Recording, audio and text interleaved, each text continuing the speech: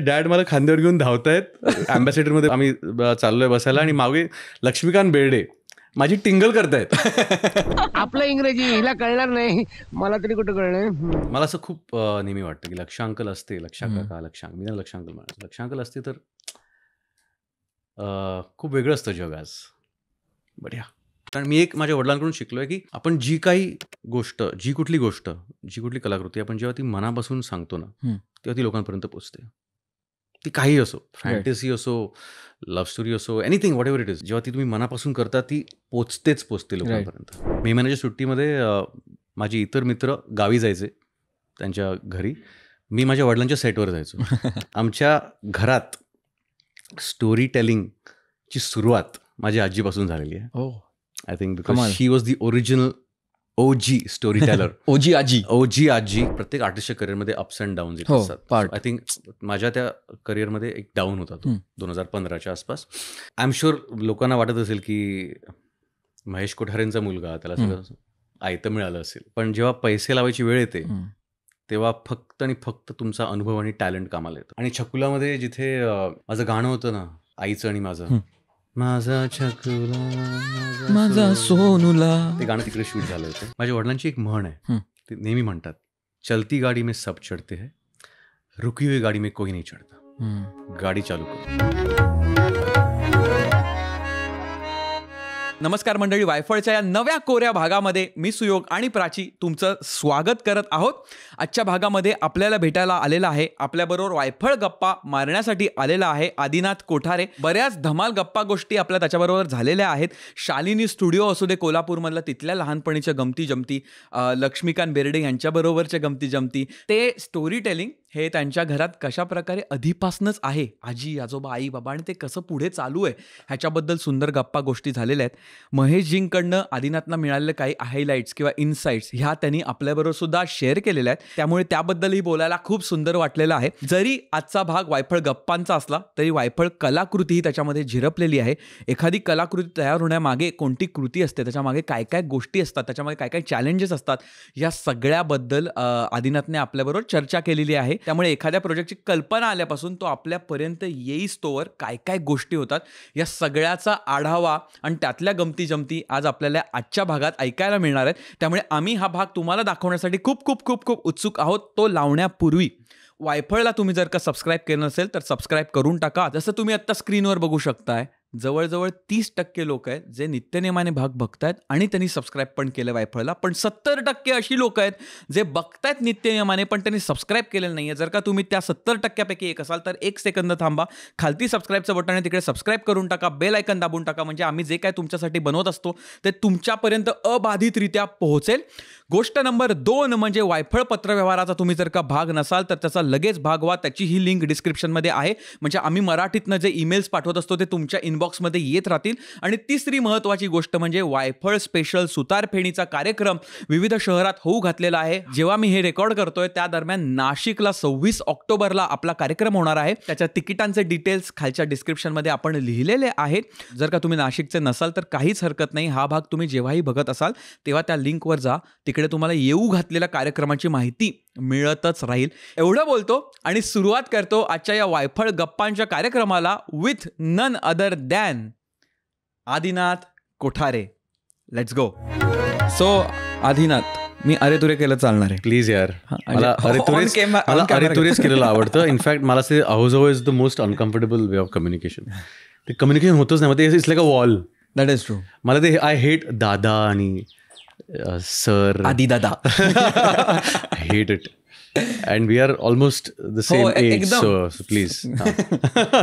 तुला लवकर उठायला आवडतं की उशिरा उठायला आवडतं? मला लवकर उठायची इच्छा असते, बट तरी मी हल्ली उठतो. I become quite disciplined. But I am not a like design, my body is not designed that way. Morning person. मी खूप असा सुसेगाड, lazy. I am very lazy actually, but I get up. Relax म्हणूया आपण. माझा 6:45 पहिला alarm जातो.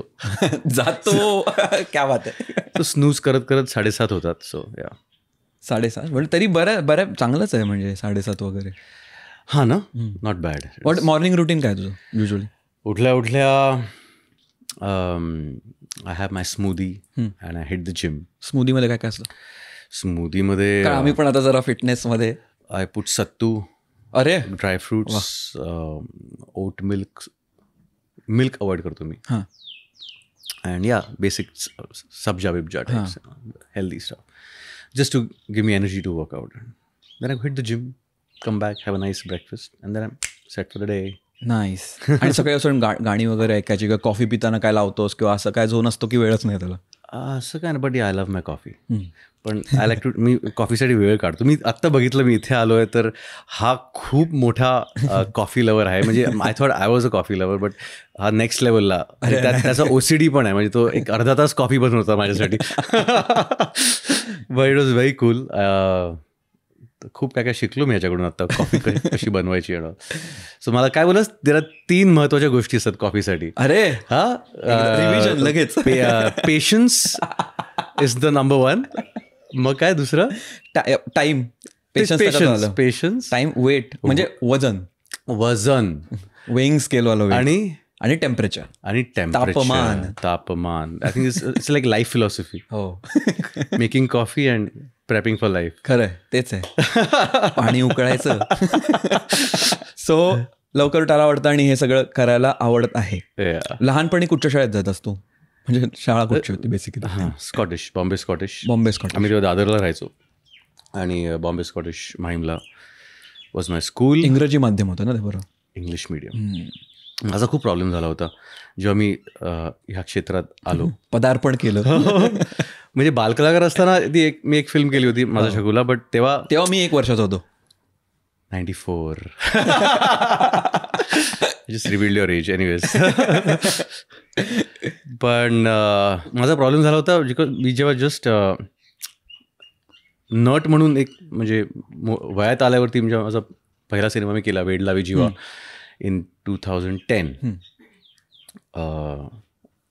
त्याच्या आधी आम्ही प्रोडक्शन सुरू केलं होतं टेलिव्हिजनचं, आणि मन उधाण वाऱ्याची ही सिरियल आम्ही प्रोड्यूस केली होती तेव्हा. आणि तेव्हा मला वाटतं पहिल्यांदा इंटरव्ह्यू मी दिला होता.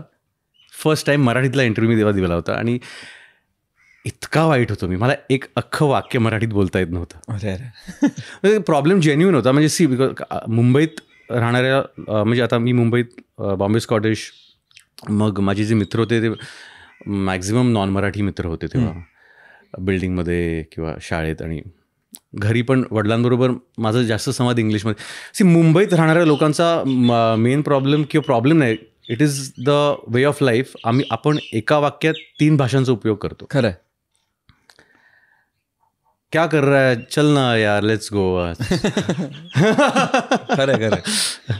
संमिश्र भाषा. हां, म्हणजे ॲक्च्युली आपण कुठल्या मार्केटमध्ये गेल्यावरती तसंच बोलतात, बायका सगळ्या तिकडे तशाच बोलतात, आणि I think that's the influence. But हो, तर मला वेळ लागला जरा माझी भाषा आणि हे सगळं माझं थोडं रिफाईन करायला.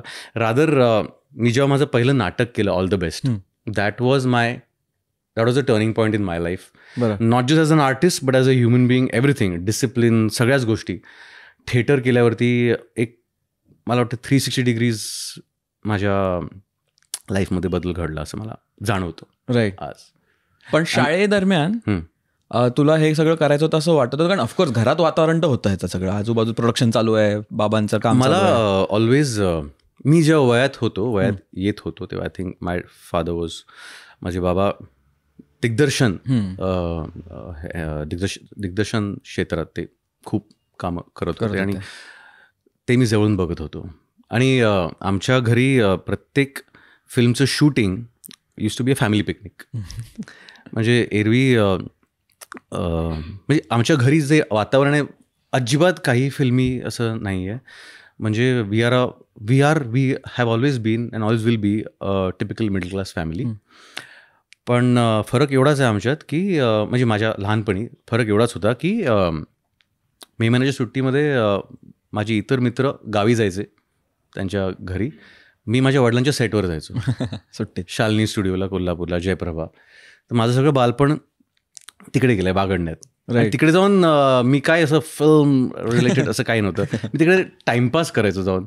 माझा सगळ्यात आवडता छंद होता म्हणजे Shalini studio. I feel so bad it's not there any more, but anyways come to that later. Shalini स्टुडिओमध्ये तिकडे त्याचं मेन ऑफिस बिल्डिंग होती त्या ऑफिस बिल्डिंगच्या खाली तिकडे ऑफिसच्या आत तिकडे गोडाऊन होतं आणि त्या गोडाऊनमध्ये ती स्टोर रूम होती त्यांची. सगळं म्हणजे वर्षानुवर्ष शूटिंग झालेल्या शूटिंगचं सगळं सामान तिकडे पडलेलं असायचं, म्हणजे प्रॉप्स बिप्स सगळं. राईट. तर तिकडे स्टुडिओमध्ये शिरल्या मी लोकल काही पोरांना गोळा करायचो आणि मग त्या स्टोर रूममध्ये शिरायचो आणि तिकडे खोट्या बंदुका असायच्या, रायफल्स बिफल्स, त्या रायफल्सच्या खांद्यावर घ्यायचो आणि आम्ही स्टुडिओवर हिंडायचो. मग ते Chakula, if you seen the film Chakula, त्यात ते झाड दिसतं, ते झाडावरती मी बसलोय आणि ती सभा घडते. पाहिलाय पण एवढा एकदम लक्षात नाही येते दॅट ट्री, ते वडाचं झाड वॉज आवर अड्डा. तिकडे आम्ही ते झाड चढायचो, मला आठवतं. आणि शालिनी स्टुडिओला लागून तिकडे ऊसाची शेत होते, तर त्या शेतात घुसून ऊस तोडून ऊस खायचा. मग तो तिकडचा कोणतरी यायचा धावत पळत आरडाओरडा करत. रादर छकुलामध्ये एक सीन आहे जिथे आमराईत आम्ही घुसतो आणि आंबे पाडतो आणि तो आमराईवाला आमच्या मागे लागतो. It is based on a true event. अरे हे बघ. हां, and it was based on my event actually. आम्ही असंच एका त्या आमराईत शिरलो होतो एकदा आणि इथे सिरियसली शूटिंग चाललं होतं. मला वाटतं थरथराट कुठलं तरी शूटिंग चाललं होतं आणि आम्ही आमराईत गेलो होतो आणि तिकडे आंबे बिंबे पाडले होते आणि तो कोणतरी तिकडचा तो मालक होता, तो आम्हाला त्रास देत होता. त्याच्यावर काहीतरी आंबे बिंबे फेकले होते का दगड मारले होते का असं काहीतरी कांड केला होता. आणि तो आणि त्याचे काही माणसं मागे धावत आले, तर आम्ही धावत पळत आलो आणि सेटमध्ये जाऊन लपलो. तर तिकडे तो घराचा सेट होता, तो त्याच्या आतमध्ये जाऊन लपलो आणि हे लोक आले आणि बाहेर सगळा गदारोळ आरडाओरड चालली आहे. आणि मग माझ्या डॅडनी मला कान पकडून काय झालं असं सगळं नॉर्मल असायचं. पिक्चर मधला सीन वाटत आहे, सारा गाव इकट्ठा हो गया. अरे बापरे, नो आयडिया. वन म्हणजे एपिक, दिस इज, मी अजून लहान होतो तेव्हा, सो विल अंडरस्टँड. मी मी किती मोठा एक कॅरेक्टर होतो. मला वाटतं मी 3रीत किंवा 2रीत असेल, परत शालिनी स्टुडिओमध्ये होतो आणि तेव्हा दे दाणादाणचं शूटिंग चाललं होतं. आणि तेव्हा ना शाळेत आपल्याला ते काहीतरी एक पुस्तक होतं, फेरी टेल्स का ते स्टोरी बुक होतं आपलं. स्टोरी बुकच्या कव्हरवरती ना ती गोष्ट होती उंदराची आणि सिंहाची. आठवते? सिंहाच्या पायात खिळा घुसतो मला नाही, आणि उंदीर त्याला मदत करतो आणि तो उंदीर त्याचा किती लहान असतो पण तो बोलतो की तू मला कसं मदत करणार, पण तो करतो. करेक्ट. इंग्रजी माध्यमात होतं, मला माहित नाही. तर ते खूप असं आकर्षक होतं. ते अजूनही माझ्या कव्हर मेमरीमध्ये, हा तो कव्हर फोटो खूप आकर्षक होता. आणि मी असंच काहीतरी टवाळचाळ एकटाच हिंडायचो. मी I was a loner always. म्हणजे I am the only child, एकुलता एक. त्यामुळे एकटं खेळायची सवय आहे मला. सेम एकटं. हां, आपण पण एक्झॅक्टली. सदाशिव. तर मी तिकडे स्टुडिओच्या मागच्या बाजूला असंच फिरत होतो, काहीतरी अशी दगडं बिगडं शोधत होतो, काहीतरी हे करत होतो. त्यात तिकडे सगळं ते शूटिंगचं सगळं कार्पेंट्रीचं सामान सगळं पडलेलं होतं, काही खुर्च्या बिरच्या, लाकडं बिकडं. तर त्यात मला एक असं लाकूड दिसलं, त्यातून कसा खिळा बाहेर आला. अरे अरे अरे अरे अरे आणि I don't know what went through my mind at that point. मला तसं लाकूडीतलं खिळा होता आणि I was a kid. Obviously ती मेमरी खूप वेग आहे आता, पण मी तुम्हाला कट टू दाखवतो, कट टू सांगतो. कट टू शूटिंग थांबलंय, माझ्या वडिलांनी मला खांद्यावर घेतलंय आणि धावतायत ते. अरे अरे अरे अरे, मी माझा पाय मारला त्या खिळ्यावरती. अरे अरे अरे अरे, story book okay, let's see. आणि कट्टू माझे डॅड मला खांद्यावर घेऊन धावतायत. अँबॅसेडरमध्ये बसून आम्ही चाललोय बसायला आणि मागे लक्ष्मीकांत बेर्डे माझी टिंगल करतायत. तर तेव्हा आमचे कॅमेरामॅन होते हे सूर्यकांत लवंदे. आणि सूर्यकांत लवंदे त्यांचा पायाचा जरा प्रॉब्लेम होता. He had one frozen food. So he was मॉकिंग me, like Laksha uncle was limping behind dad and walking and shouting, "Hey Lavande, hey Lavande." This was the humor, man, the dark humor. And it is so clear, that memory is so clear in the head. It's amazing. Madness.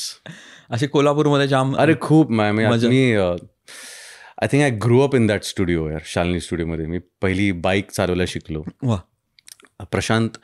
आपले प्रशांत बिडकर आत्ताचा खूप मोठा art director आहे, त्याचे काका सतीश बिडकर, त्यांची bike होती ती मी घेऊन हिंडायचो. ती घेऊन एकदा बाबळीच्या झाडात घुसलेलो. पण सेफ झोन होता तिकडे असं, सेफ झोन सँड बॉक्स, काही करा. Those are days. पण असं वाटायचं का, कारण तो वर्गातले तू जसं म्हणालास मित्र वगैरे तुझे होते, त्यांच्या घरी काहीतरी वेगळाच सीन आहे आणि तुला असं एकदम वेगळंच, एकदम हे सुट्टीमध्ये वगैरे, म्हणजे जसं जूनमध्ये शाळेत आल्यावर आपण काय काय केलं असं चालत शो ऑफ असायचा, मी आत्याकडे गेलो, मी हे केलं ते केलं, तेव्हा असं वाटायचं काय ना, अरे आपल्याकडे जर वेगळं आहे सगळं, एवढं काय, एवढी लोक काय तिकडे आपल्याकडे. नाही, असं मला आय डोंट नो, असं कधीच मला जाणवलं नाही. रादर इनफॅक्ट मी कॉलेजमध्ये येईपर्यंत मला ह्याचं भानच नव्हतं की आपण, आपले बाबा खूप भारी कोणतरी आहेत आणि आपल्याला सगळे ओळखतात, ह्याचं मला आय डोंट नो, तेव्हा ते भान कधी तेव्हा नव्हतं, कारण शाळेत तसं कधीच ते ॲटमॉस्फिअर नव्हतं, कोएड स्कूल असल्यामुळे आणि सगळं. पण कॉलेजला जेव्हा गेलो रुपारेलला, माझी 11वी-12वी रुपारेलला होती, तिथे मला जरा जाणवलं की okay, people do know us. आणि तिकडे मराठी लोक पण जास्त होते. हां, करेक्ट. नाईस. पण लहानपणी घरात कोण कोण होतं? मॉम, डॅड, आजी आजोबा, मी. अँड मी आजी आजोबांसोबत झोपायचो. आमचा 2 BHK फ्लॅट होता दादरला, पश्चिम अपार्टमेंट्स, कीर्ती कॉलेजच्या समोरची सोसायटी. आणि आय मिस दोज डेज, आजी आजोबांसोबत. आणि रोज मला असं, आमच्या घरात स्टोरी टेलिंगची सुरुवात माझ्या आजीपासून झालेली आहे. I think because she was the original OG story teller. OG आजी. कारण जेन्मा, तिला सगळे जेन्मा म्हणून हाक मारायचे, म्हणजे लक्ष्मीकांत बेर्डे असो, अशोक मामा असो, सगळे. Like Jenma was famous for her stories. तिच्या भूताच्या गोष्टी, भूताचे एक्सपिरियन्सेस रादर.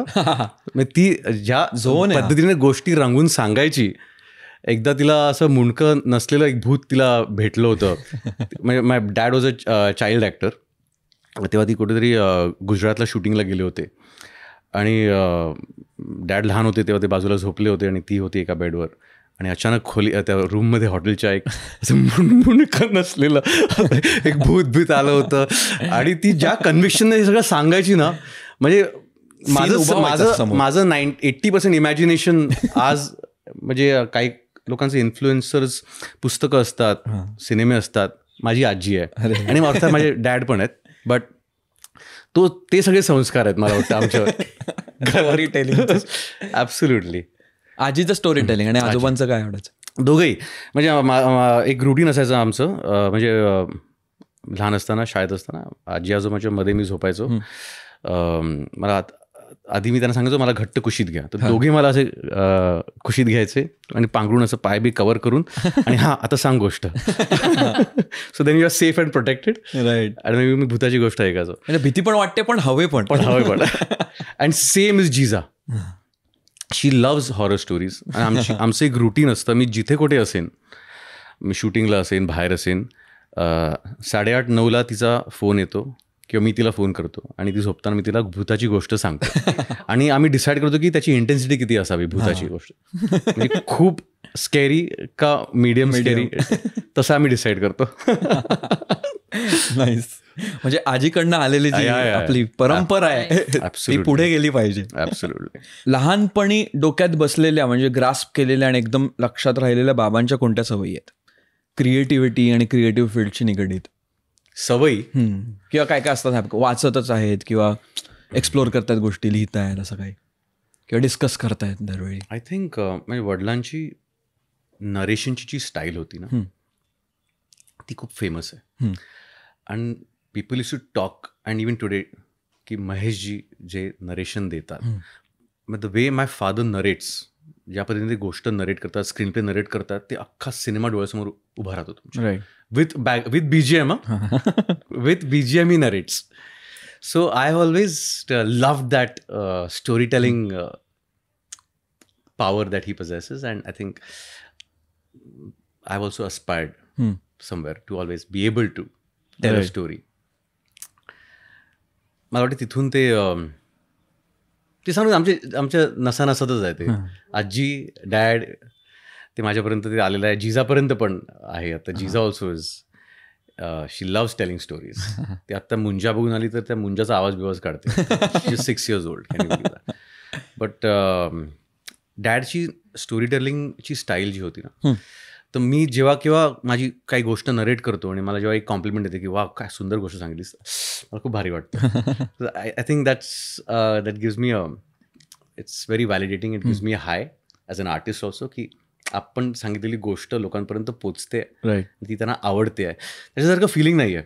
म्हणजे I am sure even through your podcast and everything that we create, आपण जेव्हा काहीतरी असं घडवतो आणि क्रिएट करतो आणि जेव्हा त्याला ते लोकांना आवडतं, जेव्हा लोक कान लावून ऐकतात आणि त्यात रमतात, it is the most satisfying feeling for an artist. ते ॲज अ प्रोड्युसर असो, ॲज अ डिरेक्टर असो, ॲज अ रायटर, ॲक्टर, जे काय असो, एक being a part of a story being told, so beautiful. खरं. तर मग कॉलेजमध्ये असताना तुझे काय इन्फ्लुएन्सेस होते? तू काय ऐकत होतास, बघत होतास, वाचत होतास? असं मी बघत होतो खूप. मला वाचनाची सवय खूप उशिरा लागली मला. खरं तर वाचनाची सवय मला खूपच उशिरा लागली. मला वाटतं की 25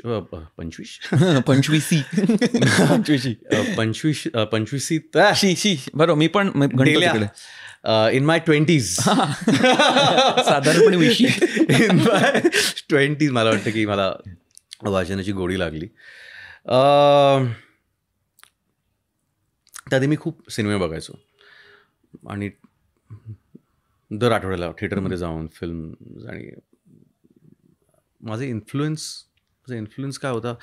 आणि तेव्हा माझ्या वडिलांनी शेमारूची लायब्ररी होती मुंबईत, आहे अजून मला असं वाटतं, ती त्याची मेंबरशिप घेतली होती. ओके.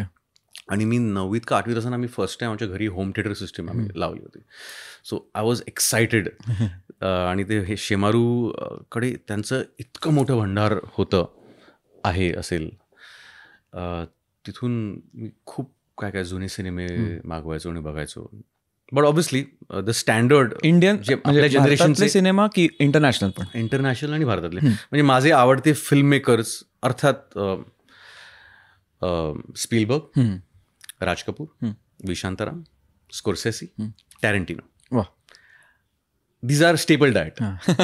म्हणजे हे बघितलेच पाहिजेत मला असं वाटतं. And yeah I think they have, and they are also my dad's favorites also. तर मला वाटतं तिकडून पण ते आलं. म्हणजे वी यूज्ड टू, माझ्या आयुष्यातला पहिला सिनेमा मी म्हणजे माझ्या वडिलांच्या सिनेमा व्यतिरिक्त माझ्या मॉमडॅड बरोबर आम्ही जेव्हा पहिल्यांदा फिल्म बघायला गेलो थिएटरमध्ये, म्हणजे ज्याची मला मेमरी आहे, वॉज इन 1994 जुरासिक पार्क. स्टर्लिंगला मी गेलेलो, स्टर्लिंग टाउनला. आणि या त्याची मेमरी अशी ठळक आहे. म्हणजे मग Titanic 97, these memories are very. मी पण गेलेली टायटॅनिक बघायला, है ना. मूवीज हॅव बीन म्हणजे sleep, eat and drink movies. लहानपणापासून सिनेमे बघायला खूप आवडतात आणि गोष्टी सांगायला खूप आवडतात. गोष्टी रंगवून सांगायला पण खूप आवडतात. मी एक काळ होता माझ्या शाळेतून जस्ट कॉलेज नाही, शाळेमध्ये 10वी 11वीच्या आसपास मी खूप टेपा लावायचो तेव्हा. असं म्हणूया माझं इमॅजिनेशन खूप स्ट्रॉंग होतं तेव्हा. खूप माझं imagination was going haywire that time. मी खूप असं चढून बिडून गोष्टी असं रचून सांगायचो. आणि हे माझ्यासोबत घडलं असं मी सांगतो. I too love that attention, to grab somebody's attention, to tell someone. आणि मग but that is an art. कारण ते खूप महत्वाचं आहे. How you hook people into the story is important. Correct. By hook or crook, that is what it is. माझ्या Tarantino scenes. हो ना. कमाल. But that's what we are, no? I think artists, we are crooks with a good heart. That's what we are. आणि प्रामाणिक प्रयत्न. प्रामाणिक. आपण प्रामाणिक चोर आहोत. काय त्याला एक चांगलं एक पुस्तक आहे, टॅरेंटिनो म्हणतो ना, क्विंटिन टॅरेंटिनो म्हणाला की I steal from every movie I have seen in my life. खरं. There is a book, steal like an artist म्हणून, steal like Austin Kleon. Just going to say. हो, तिथेच आहे कुठेतरी, इथेच पडलं असेल, तिथे आहे. सुंदर पुस्तक. म्हणजे हाऊ टू स्टील. कारण आपण एनिवे इन्स्पायर्ड असतो सगळ्यांपासून. म्हणजे त्याचं तू म्हणालास, तू वडिलांची प्रोसेस बघत होतास, बाबा बघतात ते चित्रपट बघत होतास, बाबांचे चित्रपट बघत होतास, लोकांचे चित्रपट, प्लस एवढे सुंदर टॅलेंटेड ऍक्टर्स, ह्या इंडस्ट्रीत काम करणारे लोक येत असतात. तर सगळं आपण ग्रास्प करत असतो आणि नंतर हाऊ यू यूज इट और how you utilize that resource, बरोबर. That is the art. But a good heart is very important. हो, इंटेंट चांगला असला पाहिजे. म्हणजे एरवी लोक फक्त चोऱ्या करून काहीतरी जुळवून कमर्शियल सक्सेसच्या नावाखाली काहीतरी करतात, मग त्याचा रिझल्टही तसा होतो. आपण एंड रिझल्ट जेव्हा डोक्यात ठेवून काहीतरी करायला जातो ना, तेव्हा ते ऑलवेज फसतं. खरं. जेव्हा मनापासून आपल्याला काहीतरी इन्स्पायर झालं की वाव, की आपण काहीतरी बघितलं स्पिलबर्गचं किंवा स्कोर्सेसीचं, किंवा आपण काहीतरी वाचलं काहीतरी किंवा कोणातरी बघितलं आणि आपल्याला वाटलं की हे असं काहीतरी, ही गोष्ट सांगायची आहे मला असं आतून. म्हणजे it should not let you sleep at night. तो जो जेव्हा एक ड्राईव्ह येतो ना की ही गोष्ट मला सांगितलीच पाहिजे, जे मला झालं पाणीच्या वेळेस. जे मला वाटतं 2016-17च्या आसपास, 15-16च्या आसपास, 2015-16च्या आसपास मला असं झालं की I want to go back to my roots. मी खरं तर डिरेक्टर बनण्यासाठीच मी या क्षेत्रात आलेलो. म्हणजे मी कॉलेजमध्ये असताना वडिलांना असिस्ट करायचो ॲज असिस्टंट डिरेक्टर, आणि मग शॉर्ट फिल्म करायचो. पण नंतर acting is something that happened on the way, म्हणजे बाय चान्स. लहानपणी बालकलाकार म्हणून काम केलं होतं, आणि उगाच आहे ना की एक बार शेरने खून चख लिया, उसके बाद उसको तसं होतं ते. But it's I think more than that. मला असं वाटतं की जोक्सपाट ॲज अन आर्टिस्ट आपल्याला चांगल्या कलाकृतीचा भाग व्हायला आवडतं. ते ॲज अ ॲक्टर असो किंवा कुठली भूमिका असो, डिरेक्टर असो, प्रोड्युसर असो. सो 2015-16मध्ये मला असं झालं की प्रॉब्ली दॅट टाईम मी माझ्या करिअरमध्ये आय वॉज ऑन अ, म्हणजे ॲज अ प्रत्येक आर्टिस्टच्या करिअरमध्ये अप्स अँड डाऊन्स येत असतात. आय थिंक माझ्या त्या करिअरमध्ये एक डाऊन होता तो 2015च्या आसपास. कारण 2013मध्ये झपाटलेला आली होती आणि ती सुपरहिट झाली होती. आणि त्यानंतर मला, आणि तेव्हा माझी एवढी समज नव्हती, म्हणजे मी तसं मॅच्युरिटी कॉन्टेंट वाईज माझी थोडी, आम्ही शिकत होतो on the field while I was working. त्यामुळे मला जे येईल माझ्या वाटेला मी ते करत गेलो. आणि मला असं झालं की 2014 म्हणजे 5-6 रिलीजेस येऊन गेले, आणि आय फेल्ट की माझी क्रेडिबिलिटी थोडी एक्झॉस्ट झाली होती त्यात, असं मला वाटलं. आणि जी त्याच्यामुळे I was not getting the kind of work I wanted to do.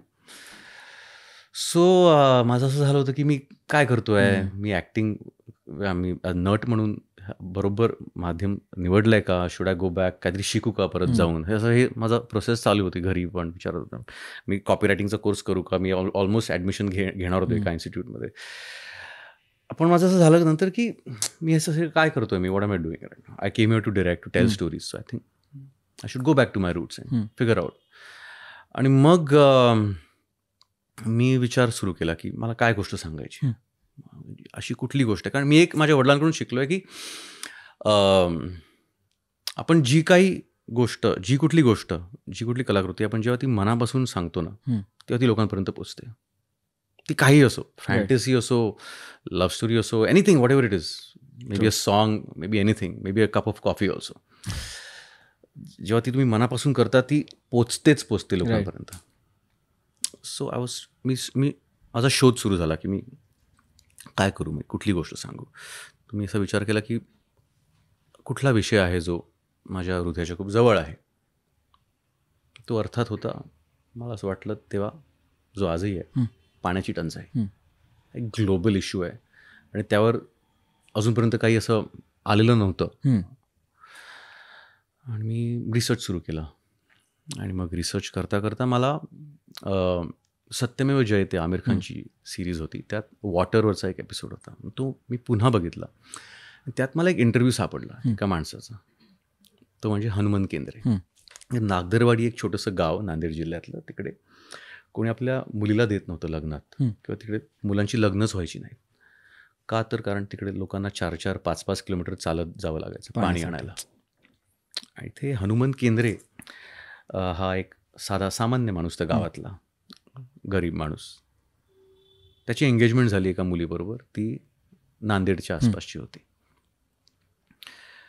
Engagement झाली, पण त्यांना कळलं की अरे नागदरवाडीमध्ये पाण्याचा प्रॉब्लेम आहे, तिथे हे आहे. लग्न मोडलं.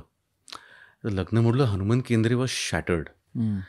कारण एकतर लग्न होत नाहीत तिथे, आपलं आता होणार आहे लग्न, आणि त्यात ती मुलगी पण सुंदर होती. सुवर्णा खूपच सुंदर आहे. तो बघता क्षणी प्रेमात पडला होता. त्यांनी काय केलं, तो त्या मुलीला जाऊन भेटला. तो तिला म्हणाला की मला तुमच्या संगच लगीन करायचं आहे, पण मी तेव्हाच करीन जेव्हा माझ्या गावात पाणी असेल. मी आणतो गावात पाणी, तुम्ही थांबाल का माझ्यासाठी तोपर्यंत. आणि पुढे काय झालं इज द फिल्म. राईट. आज नागदरवाडीत 365 दिवस पाणी असतं. ते गाव शेजारच्या 5 गावांना पाणी पुरवतं. एका साध्या सामान्य माणसाने अख्ख्या गावाला एकत्र आणून त्या गावाची कायापालट केली. One common man driven the right way. म्हणजे एका पॉईंट नंतर ते लग्न, ते प्रेम, त्याच्या पलीकडे जाऊन त्यांनी मग ते काम, ती धुरं हातात घेतली मग त्या गावाची, त्या कामाची.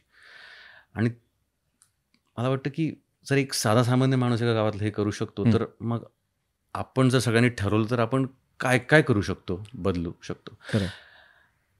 आणि इट इज व्हेरी डिफिकल्ट. एका छोट्या गावातल्या माणसाला हे करणं खूप डिफिकल्ट आहे.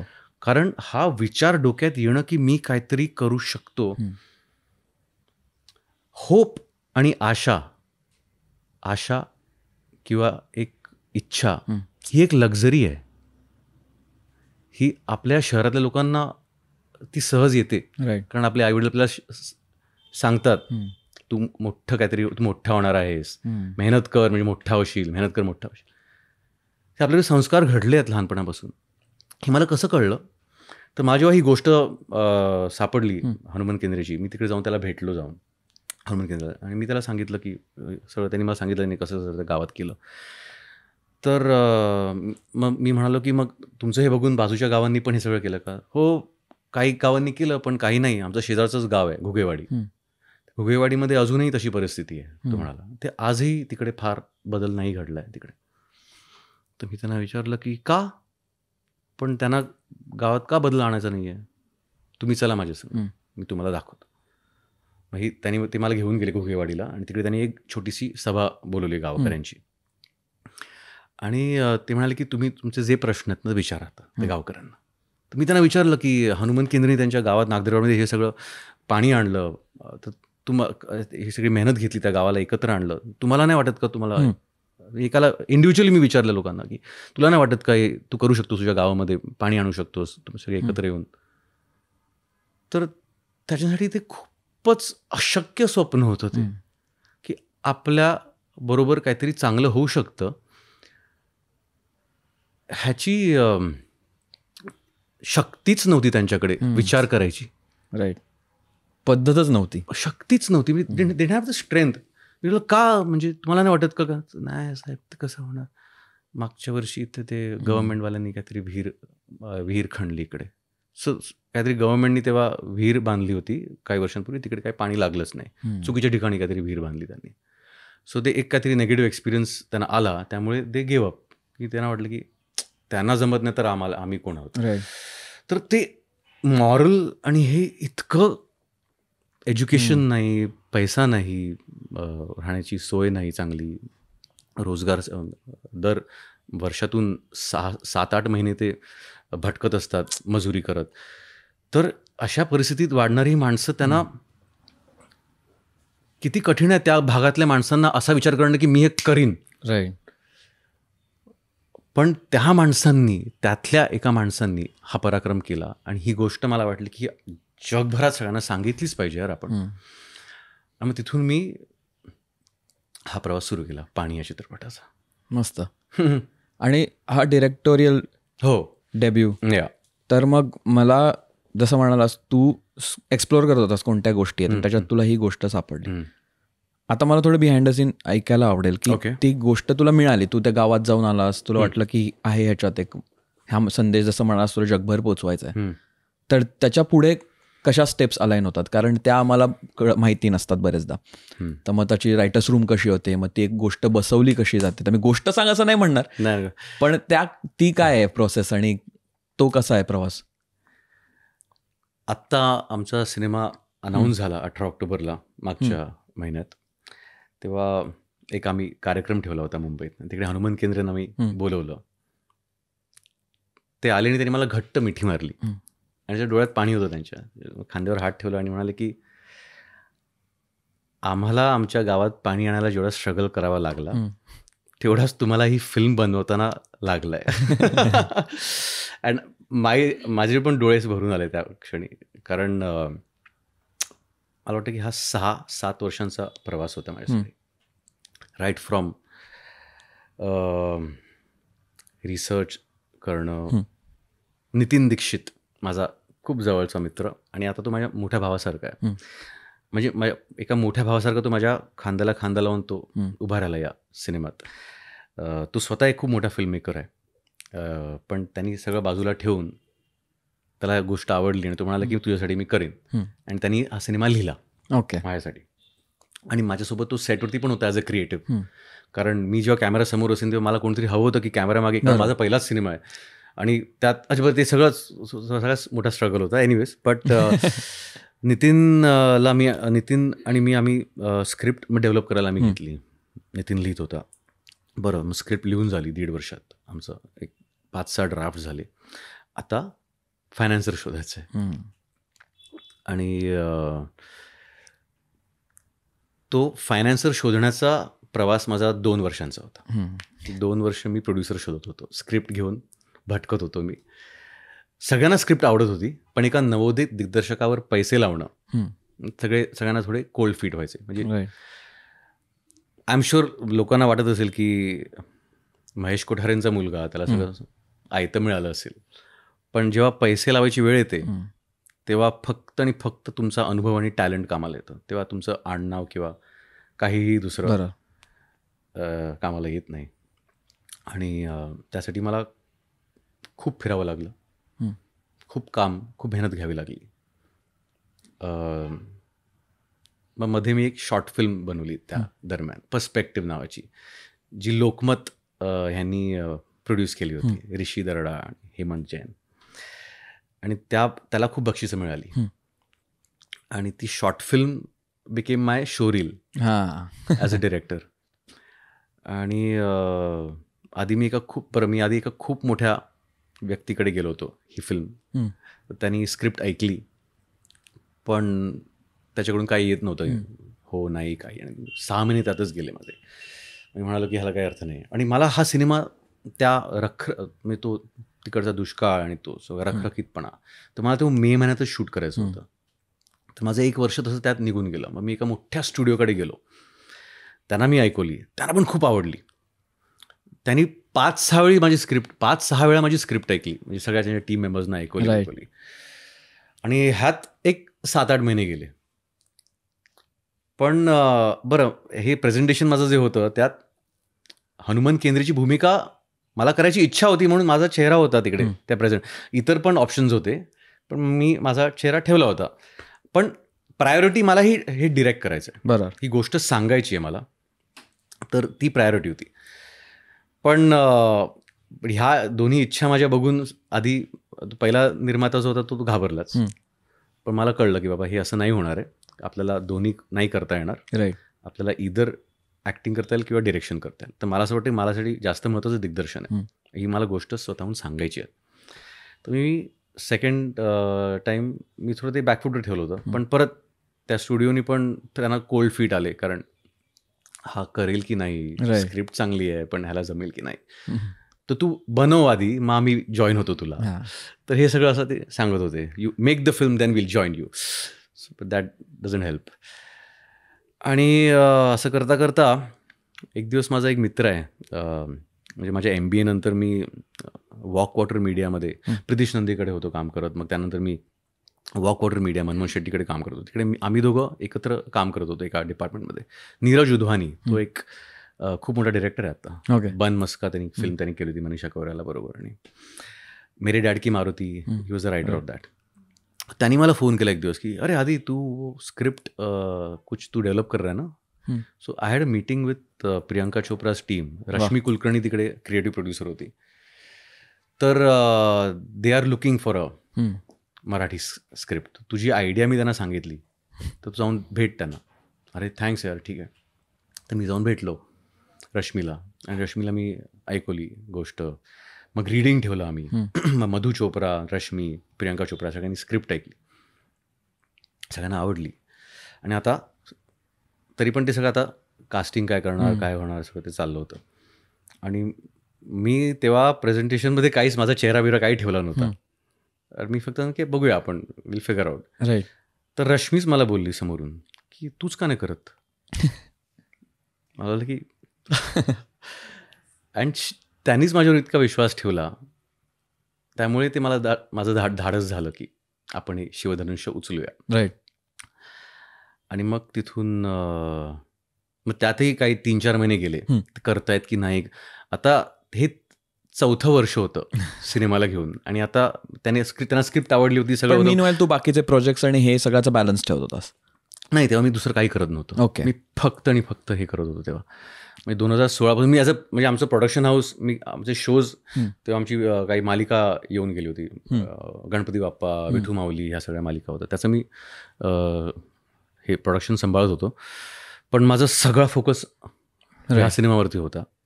आणि मला तिकडे एक फॉलोअप क्वेश्चन आहे, पण तू हे सांगितलं मी विचारतो. तर आम्ही वाट बघत होतो, आणि माझ्या वडिलांना पण दिसत होतं की हा खूप स्ट्रगल करतोय बिचारा.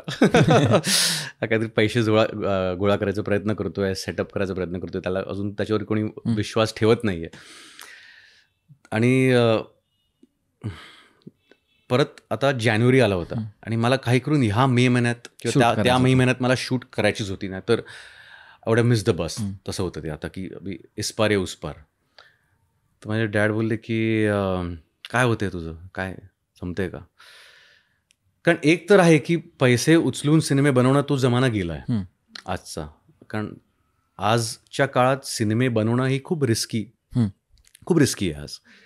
90s किंवा 80s सारखं ते इतकं सोपं राहिलं नाही आहे. हे माझ्या वडिलांनाही, हे वडील पण मला सांगतात की स्वतःचे पैसे गुंतवून सिनेमा बनवू नकोस आता. कारण it is a very risky business at the moment. Box office is a very risky, खूप डायसी बिझनेस आहे आता.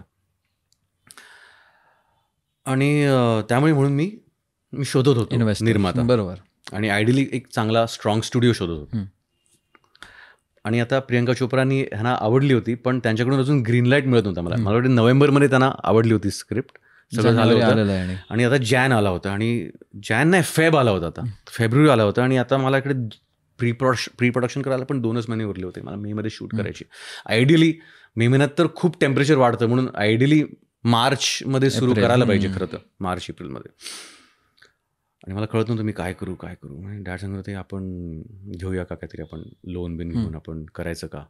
तर मला ते कन्व्हिन्स होत नव्हतं की आय नो माझे डॅड माझ्यासाठी त्या थराला जाऊ शकतील, पण मला ती रिस्क घ्यायची नव्हती वडिलांसाठी पण. Because I didn't want him also to take that stress. बरोबर. This is my child, my baby. मला ते स्वतःच्या ह्याच्यातून मला ते बनवायचं होतं. आणि असं ह्या डिलेमामध्ये असताना एक दिवस फोन आला रश्मीचा, कुलकर्णीचा, आणि ती म्हणाली की आधी लेट्स साइन द पेपर्स. वा. आणि प्रोजेक्ट ग्रीनलिट झालं. आणि दॅट फिलिंग वॉज 4 वर्ष भटकून फायनली ते प्रोजेक्ट ग्रीनलिट झालं. Priyanka Chopra, Madhu Chopra, Siddharth, Rashmi, they came on board as producers. आणि मग तिथून आम्ही सुरू केली.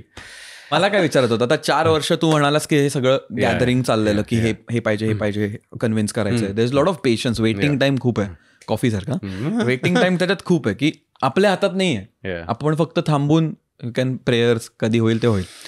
तर त्यावेळी तू how do you deal with this things.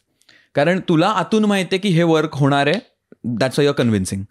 दुसरी गोष्ट आहे, I think there is still uncertainty की मी कधी केलं नाही आहे, त्याचा एक एक्साइटमेंट आहे, मे बी स्लाईट थोडं कन्सर्न, अँझायटी आणि वेटिंग टाईम आहे. How do you deal in such situations. कारण की मला वाटतं असं हा जो झोन आहे, जरी it was about film making, हा झोन बऱ्याच सगळ्यांसाठीच रिलेटेबल आहे. कारण प्रत्येक जण काही ना काहीतरी बनवायचा प्रयत्न असतो, किंवा इव्हन नोकरी करत असेल तर त्याच्यात काही ना काहीतरी त्यांना करायचं असतं, पण तो जम्प आणि ते वेटिंग आणि ते सगळं जुळून येत नाही. करेक्ट. तर how do you deal with that. I think I dealt with it as it came. आणि मी जे तुला सांगितलं आत्ता, ग्रीनलिट झालं आणि सुरू झालं, हा इंटरव्हल पॉईंट होता फिल्मचा. राईट.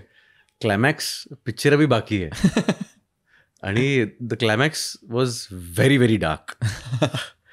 म्हणजे in a screen play, so I been doing these workshops with New York film academy, screen play workshop. They teach you first act, second act, third act, right. And at the beginning of the third act there is a point of all hope is lost, हो and then return with elixir, बरोबर. Conflict resolution. and that happens in life also, I think. And it is darkest before dawn always. तर shoot झाला cinema, आम्ही film ready केली, सगळं आता set आहे आणि राष्ट्रीय पुरस्कार मिळाला. Congratulations for that. Thank you for that. आणि आता मी फिल्म रिलीज करणार, and the lockdown happen. And that was the scariest, कारण दिस इज माय डिरेक्टोरियल डेब्यू. आणि तुम्हाला कितीही पुरस्कार मिळू दे, जोपर्यंत तो तुमचं काम लोकांसमोर येत नाही, यू आर म्हणजे इट्स जंगल में मोर नाचा किसने देखा. आणि you know I was, it was like a undelivered child यार. आणि डिलिव्हरी आत्ता होणार आणि sorry you to wait. And we didn't know how long that wait was going to happen. And then सगळं सेट होतं, everything was happening. We were about to release it right now. आता होणार release. And we were in the dark, man. And then theaters बंद झाले. And मग आता कळत नव्हतं. मग OTT was picking up, digital was picking up. And आता काय करायचं म्हणजे. And I remember calling up my producer, Anand Malpani was the representative for Priyanka Chopra in the company, and he was here. Priyanka was in LA, and I used to call him up, Anand, kya hoga yaar abhi? Adi, I don't know yaar. And this was the conversation happening for 4-5 months at a stretch, and it was breaking me inside because इतकी सगळी मेहनत केली आहे आपण. माझ्या आयुष्यातली मी 4 वर्ष बाजूला ठेवून मी हे केलं होतं, आणि आता लॉकडाऊन झालं आहे, आणि आता काय करायचं आपण. अँड माझ्या वडिलांची एक म्हण आहे, ते नेहमी म्हणतात, चलती गाडी में सब चढ़ते हैं, रुकी हुई गाडी में कोई नहीं चढ़ता, गाडी चालू करो. And I had to do that at that point. I had to take things in. आणि what is the most scariest thing. तू आता मला विचारलंस की ती how do you handle it. The most difficult thing to handle, जेव्हा तुमच्या हातात सूत्र नसतात, जेव्हा तुमच्या हातात ती सूत्र नसतात आणि तुम्हाला ते काहीतरी घडवायचं असतं आणि तुम्ही दुसऱ्यांवर डिपेंडंट असता.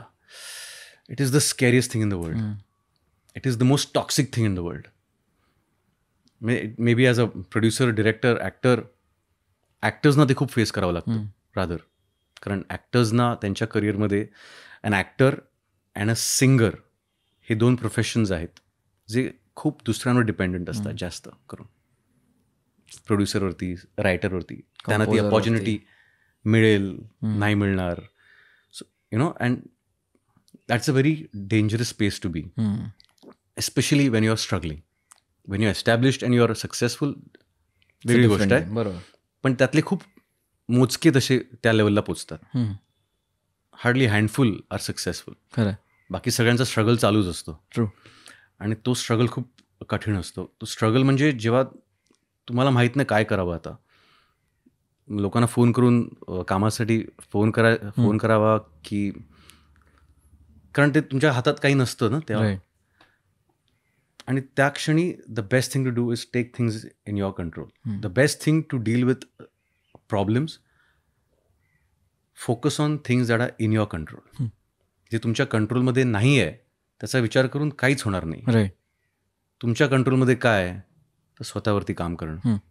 स्वतःवरती काम करा. वर्कशॉप्स, काहीतरी डिजिटल ऑनलाईन काहीतरी व्हिडिओज बनवा. जर ते लोकांना आवडायला लागले तर प्रॉब्ली त्याचं ट्रॅक्शन मिळेल, तुम्हाला ॲड्स मिळतील, पैसे मिळतील. काहीतरी बिझनेस करा साईडला.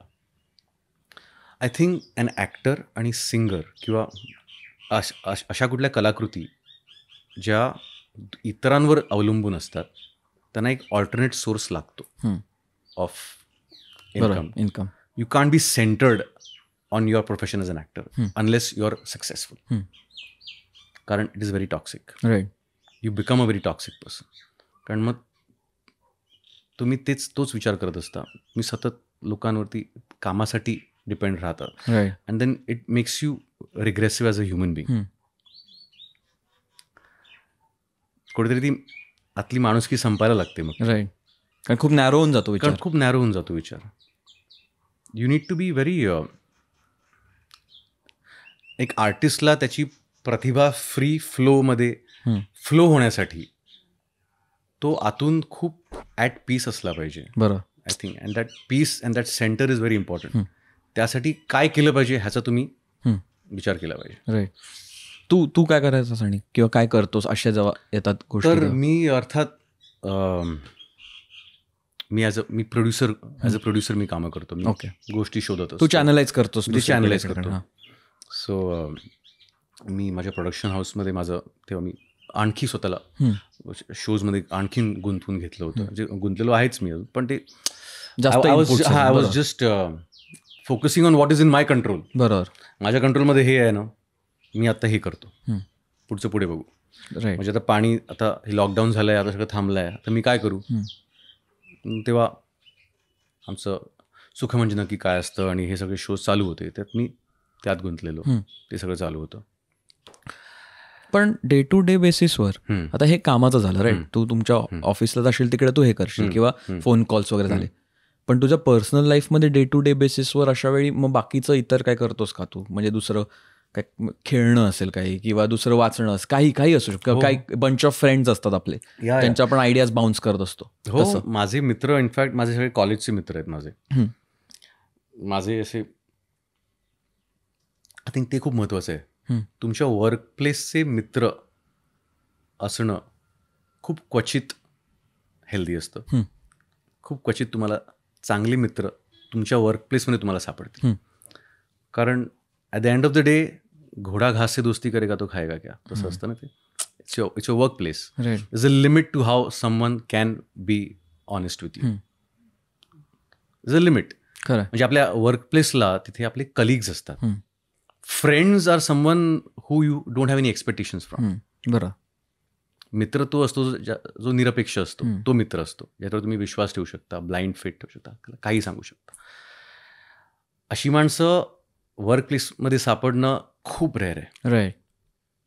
आणि त्याचा शोध तुम्ही न घेतलाच बरं आहे. बरोबर. ठीक. सापडले तर सापडले असे मित्र. त्यामुळे लहानपणापासूनच किंवा कॉलेजपासूनच माझे जे मित्र आहेत ते 2 माझ्या रुईयामधले मित्र आहेत, आदित्य आणि अंकित. तिथून मी ग्रॅज्युएशन केलं होतं. आणि माझ्या MBAचे काही 6-7 मित्र. माझा that is my core team. बरोबर. वर्कप्लेसमध्ये आहेत माझे सगळे, ऑफकोर्स माझी कंपनी, माझी ऑफिस मधली सगळी माणसं, ती सगळे आमची, it's like a family only. Right. पण किती नाही म्हटलं तरी यू कांट, म्हणजे काय म्हणतो आपण सगळ्यांकडून एक्सपेक्टेशन नाही ठेवू शकत तसे. आणि मित्र होण्याचे किंवा ते मित्र आहेत, फॅमिली आहेत. पण गॉडफादरमध्ये एक डायलॉग आहे, अल पचिनो सांगतो ह्याला, सनीच्या मुलाला सांगतो, की अँडी गार्सियाला सांगतो की all are friends are businessman and their loyalty is based upon that. You know, and that's the way the world is. Right. And that's the way it should be. Don't complicate it. So anyways, so that is, त्यामुळे I think the friends were also one more layer. Friends, माझे मित्र जे आहेत. आणि त्याच्यामुळे काय होतं, मग तुम्ही जेव्हा तुमचे मित्र तुमच्या वर्कप्लेसच्या बाहेरचे ठेवता ना, तेव्हा तुम्ही अजून ग्राउंडेड राहता. कारण तुम्ही सतत त्या कामाबद्दल नाही बोलत राहत. मग तुम्हाला एक रियालिटी चेक पण असतो, राईट, की आपण जे करतोय तेच जग नाही आहे. आपल्या व्यतिरिक्त पण खूप गोष्टी घडत आहेत जगात ज्या आपल्यापेक्षाही महत्त्वाच्या आहेत. म्हणजे माझा मित्र बँकर आहे, माझा एक मित्र कुठेतरी दुबईला आहे, कॅनडाला आहे, एक पायलट आहे. राईट. तर एक अख्ख्या जगाचा एक पर्स्पेक्टिव्ह असतो आपल्याबरोबर. मग आपण खूप जमिनीवर असतो. आपल्याला कळतं की आपण फिल्म नाही बनवली, आपण काम नाही केलं तरी जगाचं काही थांबणार नाही. नाहीतर आपल्याला असे, आपण त्याच लोकांबरोबर जर आपण त्याच संगतीत राहायला लागलो, मग एका पॉईंटला तो एक बबल क्रिएट होतो आणि आपल्याला असं वाटतं की आपणच सगळे खूप भारी आहोत आणि हेच आपलं, जगाला ह्याचीच गरज आहे. राईट. जे बऱ्याचदा होतं इंडस्ट्रीत. म्हणजे हे खूपदा मी अनुभवलं आहे की कुठलाही सिनेमा प्रमोट करताना लोकांना एक रियालिटी चेक राहत नाही. लोकांना वाटतं की अरे, म्हणजे आपल्या त्या सर्कलमधल्या लोकांनी कौतुक केलं की त्यांना वाटलं की लोकांपर्यंत सिनेमा पोचला. अरे काय त्या पार्टीमध्ये सगळे मला ट्रेलरबद्दल बोलत होते, म्हणजे आपली फिल्म हिट आहे. अरे नाही, एक 5 मिलियन किंवा 10 मिलियन व्ह्यूज आले तुमच्या व्हिडिओला, दॅट डझंट मीन ते लोकांपर्यंत पोचलंय. राईट. जग खूप मोठं आहे. तो ऑडियन्स बेस, तो मास बेस, जो थिएटरमध्ये जाणारा प्रेक्षक आहे, तो खूप मोठा आहे आणि तो खूप लांब आहे तुमच्यापासून. सगळेच सोशल मीडियावर तुम्हाला फॉलो नाही करत आहे, त्यातले मोजके 5-10% फॉलो करतात तुम्हाला. True. तर ते जरा एक खूप मिसगायडिंग आहे. आपल्याला वाटतं की सोशल मीडियावरती आपण ट्रेंड होतोय म्हणजे अख्ख्या जगाकडे आपण पोचलो आहोत, तर तसं नाही आहे. Right. There is a huge gap in between. There is a gap. खरं. अर्थात मेट्रोजमध्ये म्हणजे तुम्ही प्रॉब्ली सोशल मीडियावर ट्रेंड झाल्यामुळे तुम्हाला ठाणे विवियाना मॉल आणि सिटी प्राईड कोथरूडचा ऑडियन्स मिळेल फक्त तुम्हाला, पण इतर ठिकाणी तुम्ही पोचलेले नाही आहात अजून. For that you need to go down into the roots. बरोबर. आणि तो रियालिटी चेक असणं खूप गरजेचं आहे इंडस्ट्रीला पण आणि आपल्याला एक इंडिव्हिज्युअली आर्टिस्ट म्हणून. आणि बऱ्याचदा आपण तिथे फिल्मचं प्रमोशन करताना चुकतो की आपल्याला वाटतं की आपण पोचलो आहोत, पण ती ग्राउंड रियालिटी कळणं. पण एक साईन काय आहे जेव्हा तुम्ही पोचताय, जेव्हा तुमच्या बिल्डिंगचा किंवा कुठल्या तरी तुम्ही सोसायटीमध्ये गेलात आणि देवळात गेला किंवा तिकडचा वॉचमॅन किंवा तिकडचा फूलवाला किंवा तिकडचा एक कोणतरी डिलिव्हरीवाला तुम्हाला, सर आपकी फिल्म देखने वाला हो मैं, हे जेव्हा तुम्ही ऐकता ना, that is when your film has reached. When people don't know you and खूप लांबची माणसं आहेत, ते जेव्हा येऊन तुम्हाला तुमच्या फिल्मची रिलीज डेट सांगतात, आणि ते खूप क्वचित होतं, ते रेअरली होतं. राईट. सो ह्याचं भान असणं, ह्याचं रियालिटी चेक असणं, हे ॲज अ इंडस्ट्री आणि ॲज अन आर्टिस्ट खूप गरजेचं आहे. सो त्यासाठी मला वाटतं की ते भान असण्यासाठी आपण काही गोष्टी केल्या पाहिजेत, whatever that is. Right. So Bhairavi Bhatt. नाही, आपण म्हणत होतो की असं जेव्हा डार्क टाइम असतात तेव्हा आपण पर्सनली काय करतो आणि आपण फ्रेंड्स वगैरे बद्दल बोलत होतो, सो तेव्हा आय थिंक किंवा इव्हन मला अजून फॅमिली आणि इंडिव्हिज्युअली पण मला तुला विचारायचं की तू समजा खोलीत तुझ्या बसलायस, एकटा बसलायस, तर काय म्हणजे how do you deal with it, किंवा तू कसं, ती कशी असते तुझी मनाची परिस्थिती, मनस्थिती. हो, बरोबर शब्द, बरोबर. नाही, मी नॉर्मली एकटाच बसलेलो असतो. मला I am a loner actually, so I am very happy with my own company. हो, ते चुकीवर पाय ठेवला तिथपासून आपल्याला माहिती आहे लोनर आहे, खेळावर पाय टाकला. पण या मी स्वतःच्या, I am a day dreamer, स्वतःच्याच तंद्रीत असतो मी. आणि या आय लव्ह ट्रॅव्हलिंग अलोन. यार, आय थिंक ट्रॅव्हल करणं, खरं ट्रॅव्हल करायचं तुम्हाला असेल तर एकटं ट्रॅव्हल करा. राईट. तुम्ही जेव्हा एकटे ट्रॅव्हल करता तेव्हा तुम्ही ॲक्च्युली ट्रॅव्हल करता. खरं. म्हणजे हे मी अनुभवलं जेव्हा मी 2016 कॅन्सला गेलेलो. ती माझी फर्स्ट सोलो इंटरनॅशनल ट्रिप होती आणि मी तिकडे जाऊन मी तेव्हा पाणीचं जस्ट काम सुरू झालं होतं. म्हणजे नितीन आणि मी, नितीन नागदेरवाडीला गेला होता काही रिसर्च करायला आणि मी कॅन्सला गेलो होतो पाणीचे फ्लायर्स घेऊन. मला काहीच माहीत नव्हतं. माझा एक मित्र आहे समित कक्कड, त्यांनी मला सांगितलं होतं, आधी तू इधर जा कॅन्स फेस्टिवल. मला काहीच माहीत नव्हतं, क्या कॅन्स में क्या है, it is the Mecca of international film festivals. आणि मी फाइंड आउट केलं आणि मी लगेच सगळं बुक केलं होतं तेव्हा. आणि मी म्हणालो की, कारण मला हा विषय जास्तीत जास्त लोकांपर्यंत पोहोचवायची माझी इच्छा होती आणि त्यासाठी मला ते एक स्वप्न होतं की ह्याला इंटरनॅशनल कॅनव्हास कसा मिळू शकतो. राईट. तेव्हा आय वॉज क्वाईट नाईव्ह की आता मला खूप त्याचं कळलं आहे की इंटरनॅशनल कॅनव्हास मिळवण्यासाठी you need to go through the right channels. You can't go there individually. तुम्हाला इधर तुमचं एक सक्सेस हवं मागे तुमच्या, जे तुम्हाला त्या प्लॅटफॉर्मवरती सहज पोचवतं, किंवा तुम्हाला कोणतरी हवं त्या लेवलचा जो तुम्हाला घेऊन जाईल त्या प्लॅटफॉर्मवर. राईट. पण मी तेव्हा गेलो होतो लाईक अ नाईव्ह चाइल्ड आणि फ्लायर्स बनवून पाणीचे फ्लायर्स बनवून मी तिकडे. पण ते इम्पॉर्टंट आहे, important, you have to do this because you did the best you could. That was that. तुला वाटलं ते महत्वाचं आहे. तर मी तिथे जाऊन मी प्रोड्युसर्स वर्कशॉप जॉईन केलं तिकडे आणि मी तिकडे सगळं शिकलो तिकडे जाऊन. आधी एक आठवड्याभराचं वर्कशॉप होतं आणि तेव्हा मी एकटं ट्रॅव्हल केलं आणि दॅट वॉज अ जर्नी यार. तिथे मी, कारण तुम्ही जेव्हा एकटं ट्रॅव्हल करता तुम्ही you are in the moment. Right. तुम्ही इतरांबरोबर, तुम्ही नवीन नवीन लोकांबरोबर इंटरॅक्ट करता, तुम्ही लोकांना भेटता पहिल्यांदा, कारण तुमच्याकडे ऑप्शन नसतो. जर तुम्हाला काही पत्ता सापडत नसेल किंवा तुम्हाला कुठे अडले असाल तर तुम्हाला दुसऱ्याशीच बोलावं लागणार. जेव्हा आपण कुठल्या मित्राबरोबर जातो कुठल्या ट्रिपला तर आपण आपल्याच रमलेलो असतो. खरं. किंवा we are making our own plans. Here I was going with the flow. You have to build your own. त्या फ्लोमध्ये. So that was experience. पण तिथे जाऊन मला एक सुंदर अनुभव मिळाला आणि सगळ्यांनी तिथे जाऊन यावं एकदा कॅन्स फिल्म फेस्टिवलला. फोटो काढायला नाही तर तिथे जाऊन तो एक समुद्र आहे क्रिएटिव्हिटीचा. राईट. आणि त्या समुद्रात तुम्हाला रंगबिरंगी मासे तुम्हाला भेटतील, तिकडे दिसतील.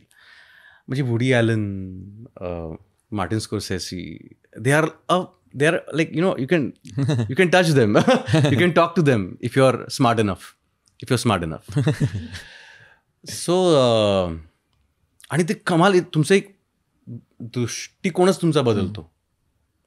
कारण तुम्हाला असं वाटायला लागतं की यार हे पॉसिबल आहे, मी इतकं मोठं स्वप्न बघू शकतो. म्हणजे आता मी इथे आलो आहे, मी नवीन आहे, मला लोक ओळखत नाहीत, माझं काम अजून कोणी बघितलं नाही. पण जसे माझे कॉन्टॅक्ट्स बिल्ड होत जातील तेव्हा ही लोक मला मदत करू शकतात. आणि हा ॲक्सेस आहे मला, हा एक नेटवर्किंग आहे. मी नेटवर्किंग सुरू केलं तिकडे. राईट. त्यातले काही निर्माते अजूनही माझ्या टचमध्ये आहेत. आणि ते महत्त्वाचं आहे कुठल्याही म्हणजे आपण क्षेत्रात. मला वाटतं की अनुभव घेणं. एकदा मी नीरज काबीचं वर्कशॉप केलं होतं. नीरज काबीचं वर्कशॉपमध्ये एक खूप सुंदर कॉन्सेप्ट त्यांनी शिकवली होती. And that I have kept it very close to my heart. Shopping for life. आपण जेव्हा कुठला कॅरेक्टर आपण परफॉर्म करतो किंवा आपण काही लिहितो किंवा आपण काही बनवतो तेव्हा आपण कुठल्या तरी मेमरीतून ॲक्सेस करतो ना आपण. ती इमोशन असो किंवा ती फिलिंग असो किंवा वॉट एव्हर दॅट ॲक्शन असो. So we access some memories. Like suppose is a happy scene right now.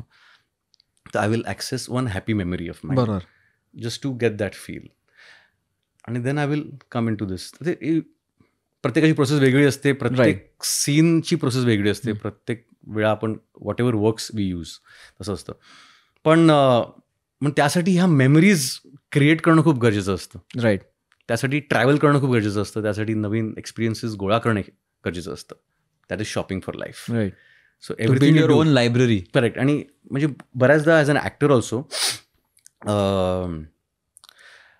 जसं मी आता म्हणालो की एक कुठली टेक्निक नसते की एका इमोशनपर्यंत पोहोचण्यासाठी किंवा त्या मोमेंटसाठी पोहोचण्यासाठी. You have different techniques. They are like different tools you have. You can use what ever comes handy at that moment. तो सीन करताना मला वाटलं की मी ही मेमरी ॲक्सेस करून किंवा ते आठवू, वॉट एव्हर वर्क्स. त्यातलं एक खूप इंटरेस्टिंग म्हणजे ब्रीदिंग. आपलं जे ब्रीदिंग असतं ना, इफ यू ऑब्झर्व, प्रत्येक इमोशनचं ब्रीदिंग पॅटर्न वेगळं असतं. बरोबर आहे. जेव्हा तुम्ही अँग्शियस होता तेव्हा तुमचं ब्रीदिंग वाढतं, फास्ट असतं. जेव्हा तुम्ही रिलॅक्स असता तेव्हा तुमचं ब्रीदिंग वेगळं असतं. जेव्हा तुम्हाला एक काहीतरी आवडतं, Wien you are in love, that breathing is different. When you're scared, that breathing is different. When you're angry, that breathing is different. If you keep a memory of that breathing pattern, that becomes your bank of emotion also. वाह, म्हणजे ती access तुम्ही जर, मी जेव्हा चिडलो होतो तेव्हा मी माझं breathing खूप हेवी होतं. So if I access that, automatically that emotion can come to me. कधी कधी आपण एक सुगंध आला की आपण ट्रान्सपोर्ट होतो ना त्या इमोशनमध्ये. दुसऱ्या तिने तो परफ्यूम लावला होता त्यामुळे हा परफ्यूम आल्यावरती मी I go in to that memory. So तसंच ब्रिदिंगचं आहे. So this is also a technique. So all these things come together and for that you need to shop for life. Right. You need to gather experiences and for that you need to explore, for you need to travel. Right. So yeah, तर हे सगळं करावं लागतं. That is स्वतःवरती काम करणं. म्हणजे तो जो वेटिंग पिरियड असतो तू म्हणालास, जेव्हा तेव्हा काय करायचं, तेव्हा शॉप फॉर लाईफ. मस्त मस्त. कारण आय थिंक हा कॉन्सेप्ट खूप कमाल आहे. जसं मगाशी म्हणत स्टील लाईक अ नाटीत आपण मगाशी म्हणत होतो, that is stealing, shopping, same. Exactly. तर ते फार सुंदर आहे, कारण इंटेन्शनली अनइंटेन्शनली यू कीप गॅदरिंग, म्हणजे आपण घेत राहतो आणि मग क्युरेट करतो आपल्याला हवं तसं. ते येतं मग आपल्याला कळत पण नाही ते कधी येतं. म्हणजे डोळसपणे अनुभव घेणं आणि ते अनुभव प्लॅन करणं किंवा ऍटलीस्ट तिथे पोहोचणं, सो दॅट तो अनुभव येईल, ते खूप महत्त्वाचं आहे. अम्युनिशन सारखं आहे, म्हणजे तुम्हाला त्या सगळ्या ते गोळा करून ठेवायचं जेव्हा लागेल let it flow. I think जगास. पण तुला लिहायला आवडतं हे सगळं, किंवा इन जनरल तू डॉक्युमेंट कसं करतोस तुझे थॉट्स किंवा जे काही आयडियाज? मला लिहायला आवडतं, पण मी खूप आळशी आहे त्या बाबतीत. पण मला लिहायला आवडतं, मी लिहितो, प्रयत्न करतो लिहायचा, डॉक्युमेंट करायचा. बट हां, म्हणजे मी इनफॅक्ट मध्ये पिरियड होता जेव्हा मी लेख लिहित होतो लोकमतसाठी, आणि तिथे मी माझे एक्सपिरियन्सेस मी लिहायचो. राईट. तेव्हा मला सवय लागली होती लिहायची. ती जरा कधी कधी येते, सुटते. पण I love to write. Right. या सगळ्या आत्तापर्यंतच्या प्रवासात तुला बरीच मस्त मस्त जबरदस्त लोक भेटलेत, त्यांच्याकडनं पण काही ना काहीतरी शिकत असतो. म्हणजे अगदी लहानपणी जेव्हा तू कोल्हापूरच्या स्टुडिओत असायचास तेव्हा सगळी मस्त मस्त लोक एकत्र काम करतात, तुझे बाबा त्यांना असं मस्त डिरेक्ट करतात, तिथे भेटलेली लोक, ते अगदी आत्तापर्यंत तू ज्यांच्याबरोबर काम केलं आहेस किंवा ज्यांच्या सानिध्यात राहिलं आहेस. तर ह्या सगळ्या लोकांमध्ये आत्ता जर विचारलं, ऑफकोर्स ते पण खूप लोक असणार आहेत, खूप काय काय असणार आहे, पण आत्ता तुला ह्या क्षणी जर विचार करायचा झाला तर कोणती लोकं आठवतात किंवा त्यांनी काहीतरी सांगितलं आणि ते खरंच आयुष्य माझं बदलून गेलं किंवा माझं पर्स्पेक्टिव्हच चेंज झालं, असं ह्या क्षणाला कोण आठवतंय? आयुष्य बदलून गेलं किंवा काहीतरी खूपच स्ट्रॉंग लर्निंग झाली, किंवा ते हे म्हणाले. आणि मला वाटतं हा पाणी, हा सिनेमाचा process has been the strongest learning. तुला मध्ये तो इंटरव्हल पॉईंट पर्यंत सांगितलं, जेव्हा प्रियांका चोप्राने ग्रीन लाईट केलं. इंटरव्हल नंतरचा जो प्रवास आहे म्हणजे आयुष्यातला, त्या पॉईंट नंतर, लॉकडाऊन नंतर, लॉकडाऊन झालं आणि आपल्याला कळत नव्हतं आता काय होणार. आणि मी फोन करून काही होत नव्हतं, कोणाला फोन करू, मी काय करू, and we were waiting man. But केलेली कामं होती जी हळूहळू येत होती. म्हणजे सिटी ऑफ ड्रीम्स रिलीज झालं, मग 83 आलं, तेव्हा Chandramukhi short, our shooting post lockdown, Chandramukhi shoot केलं मी तेव्हा. इनफॅक्ट मी पाणी शूट करून आलो आणि मी जे म्हणालो ना मग, माझे डॅड म्हणायचे की चलती हुई गाडी में रुकी हुई गाडी में कोई नहीं चढता, चलती गाडी में सब चढते, गाडी चालू करो. तर अचानक मी आलो आणि माझी गाडी परत सुरू झाली अभिनयाची पण. म्हणजे मी आलो तेव्हा मी एक ऑडिशन दिली आणि मला 83 सिनेमा मिळाला. कारण माझा लुक तेव्हा, माझी मिशी मी वाढवली होती, कारण हनुमान केंद्रेचा लुक होता माझा. आणि मी एका वेगळ्याच कारणासाठी ऑडिशनला गेलो होतो, एका ॲडसाठी. ते बघून ते मला सॉरी रिजेक्ट केलं मला. हे काय असं काळा वेळ झालेलं टॅन होऊन मराठवाड्यात शूट करून. आणि पण तो कास्टिंगवाला मला बोलला, वैभव म्हणजे मुकेश छाबराच्या इथे होता, बोला की आधी एक काम करते, will cast for something, this a audition, you want to give that test, I think this look matches that. And that was Dilip Vengsarkar for 83. त्याने 83 केली मी. मग त्यानंतर I got city of dreams, मग चंद्रमुखी, असं करत करत करत लॉकडाऊन झालं. मग लॉकडाऊन नंतर ती हळूहळू ती कामं येत गेली इकडे तिकडे. अँड बट स्टील थिएटर्सचा काही पत्ता नव्हता आणि आपण केलेलं काम पाणी. आणि माझं ना असं झालं होतं की मला सगळे सांगत होते की आधी move on now, it's okay, पाणी तू बनवलीस, आता झाली, आता राष्ट्रीय पुरस्कार मिळाला, आता बस झाला, तू move on, move on. I couldn't move on यार, कारण दॅट चाइल्ड ऑफ युअर्स ते प्रेक्षकांसमोर आणणं, ती गोष्ट मी सांगितली नव्हती अजून यार, आणि ते क्लोजर हवं होतं मला. ट्रू. आणि मला वाटतं that was a big hurdle for me. But I did not give up. I don't know how, but I didn't give up यार. And I think that is more important, not to give up. आणि म्हणजे मला सगळे, कदाचित माझी जवळची सगळी माणसं मला सांगत होते की होईल होईल, तू तुझं काम करत राहा, काम करत राहा, पुढे जा, सगळं होईल. आणि तसंच होतं, काम करत राहायचं, काही ना काहीतरी करत राहायचं. एक दिवस येतो आणि मग काम करता करता माझं असं झालं की चंद्रमुखी रिलीज झाला, त्याला उद्दंड प्रतिसाद मिळाला आणि त्यानंतर थिएटर्स पुन्हा ओपन झाले. राईट. थिएटर्स ओपन झाले, प्रेक्षक गर्दी करायला लागला थिएटरमध्ये. आणि आता मी माझ्या निर्मात्यांना फोन केला की भाई this is the time, let's get a film. आणि तरी पण त्यांना सगळ्यांना भीती होती की बघू, हे करू, ते करू. तर मी काही माझ्या मित्राला गाठलं आणि तो एक मित्र माझा प्रोड्युसर आहे स्वतः. त्यांनी फिल्म बघितली, त्याला मी त्याच्यासाठी स्क्रीनिंग ठेवलं. स्क्रीनिंगमध्ये मी माझ्या इतर मित्रांना पण बोलवलेलं. त्यात एक माझा मित्र होता, मित्र आहे आशिष मुंडे, खूप जवळचा मित्र आहे माझा आणि अनेक वर्षांपासून आमची ओळख आहे. तर मी त्यालाही बोलवलेलं. त्याला ताप आलेला, तर मी तो बोला, अरे आधी मुझे बुखार है यार, मैं नहीं आ सकता. आशिष कम. बिचारा आला तसंही. आणि सनी सुपर साऊंडला ते स्क्रीनिंग होतं for that financer friend of mind, आणि ही लव्ड द फिल्म. आणि काही खूप मोठा डिस्ट्रीब्युटर पण होता तिकडे, आणि सगळ्यांना फिल्म आवडली. आणि लाईक, तुम लोग रुके क्यों थे, रिलीज क्यों नाही की? सर लॉकडाऊन हे ते. Okay, let's release it. आणि सगळं ते प्लॅनिंग चाललं होतं. तर फायनान्सर तो इन्व्हेस्ट करणार होता on last in first out basis. मग डिस्ट्रीब्युटर होता. हे सगळं रिस्क होतं सगळं हे, कारण इन्व्हेस्टमेंट प्रोड्युसर ह्या लोकांना, म्हणजे फिल्म रिलीज केल्यावरती रिकव्हरी आधी त्याला मिळणार होती त्या PNAच्या इन्व्हेस्टरला. PNA म्हणजे प्रमोशन, आणि ह्याला PNA म्हणतात. ओके, प्रमोशन आणि रिलीजचं सगळं. तर सगळं सेट होतं. आणि आता डेट आपण फिगर आउट करूया. This was happening last year around June, नाही ऑगस्ट.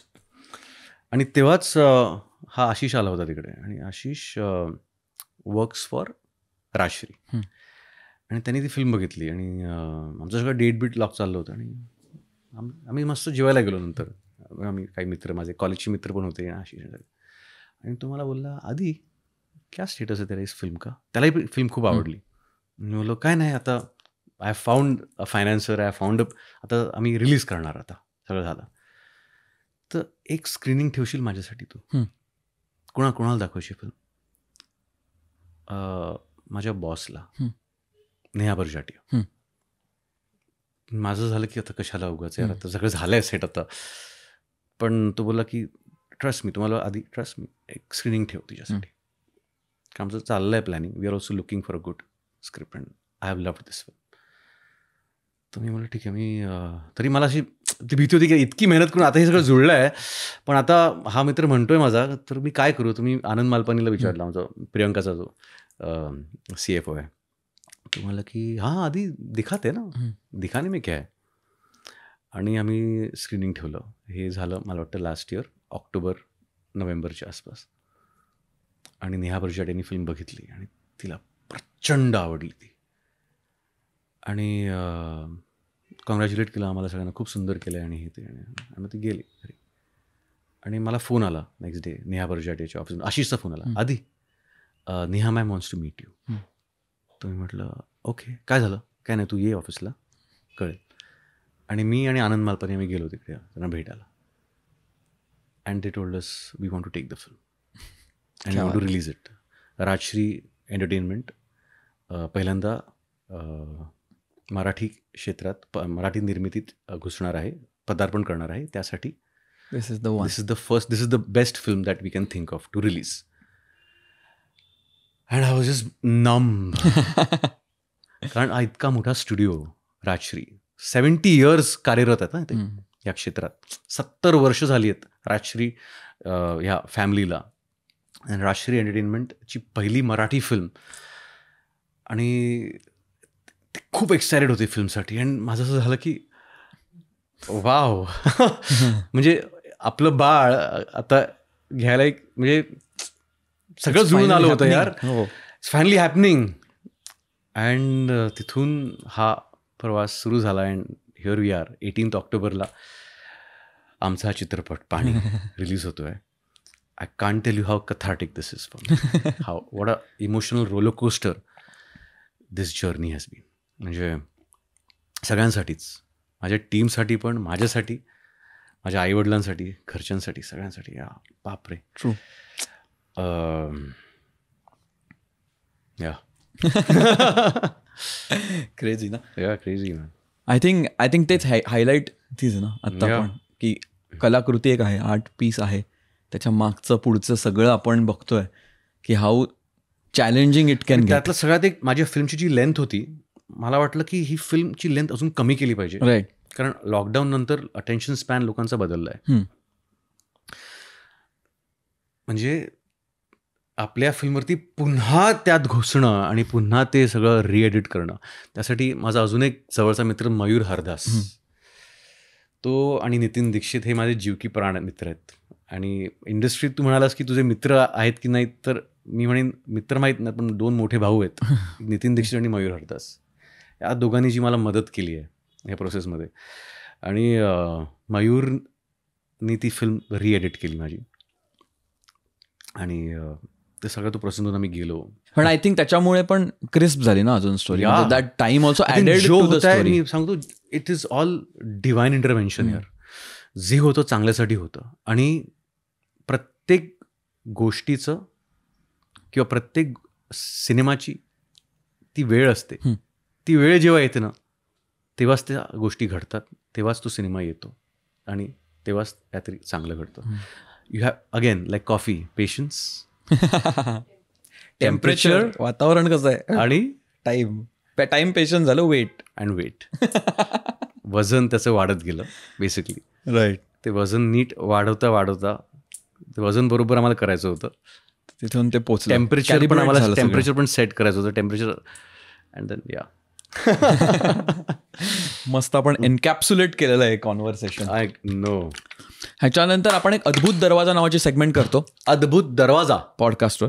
Alright. त्याच्यात मी एक सीन सेट करतो बरं. आणि तुला तिथे नेऊन पोहोचवतो. Wow. त्याच्या पुढे तुला काय दिसतं, इमॅजिन होतंय, ते फक्त सांगायचं आम्हाला, आणि काही होऊ शकतं. Psychotherapy session sir. ते मला आय माहित माय नाही. Counsellor, I you my shrink. I am more like an expander. तर डॉक्टर स्ट्रेंज असतो.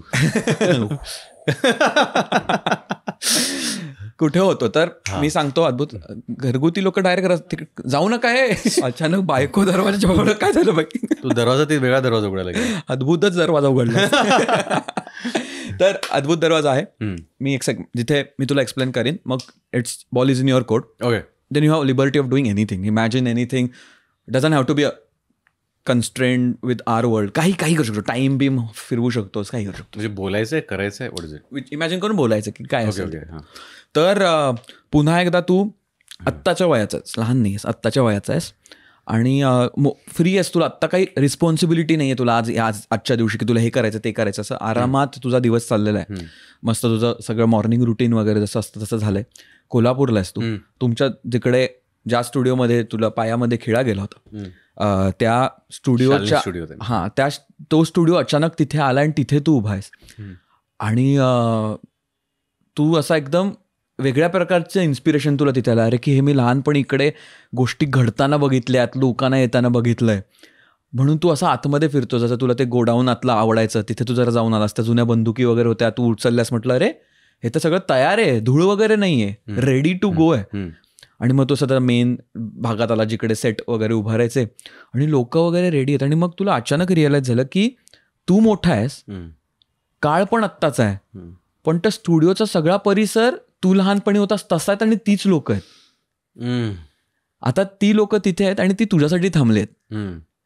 ती तुला काहीतरी तिथे बनवायचंय, तुला काहीतरी आयडिया निर्माण करायचे, कलाकृती तयार करायची.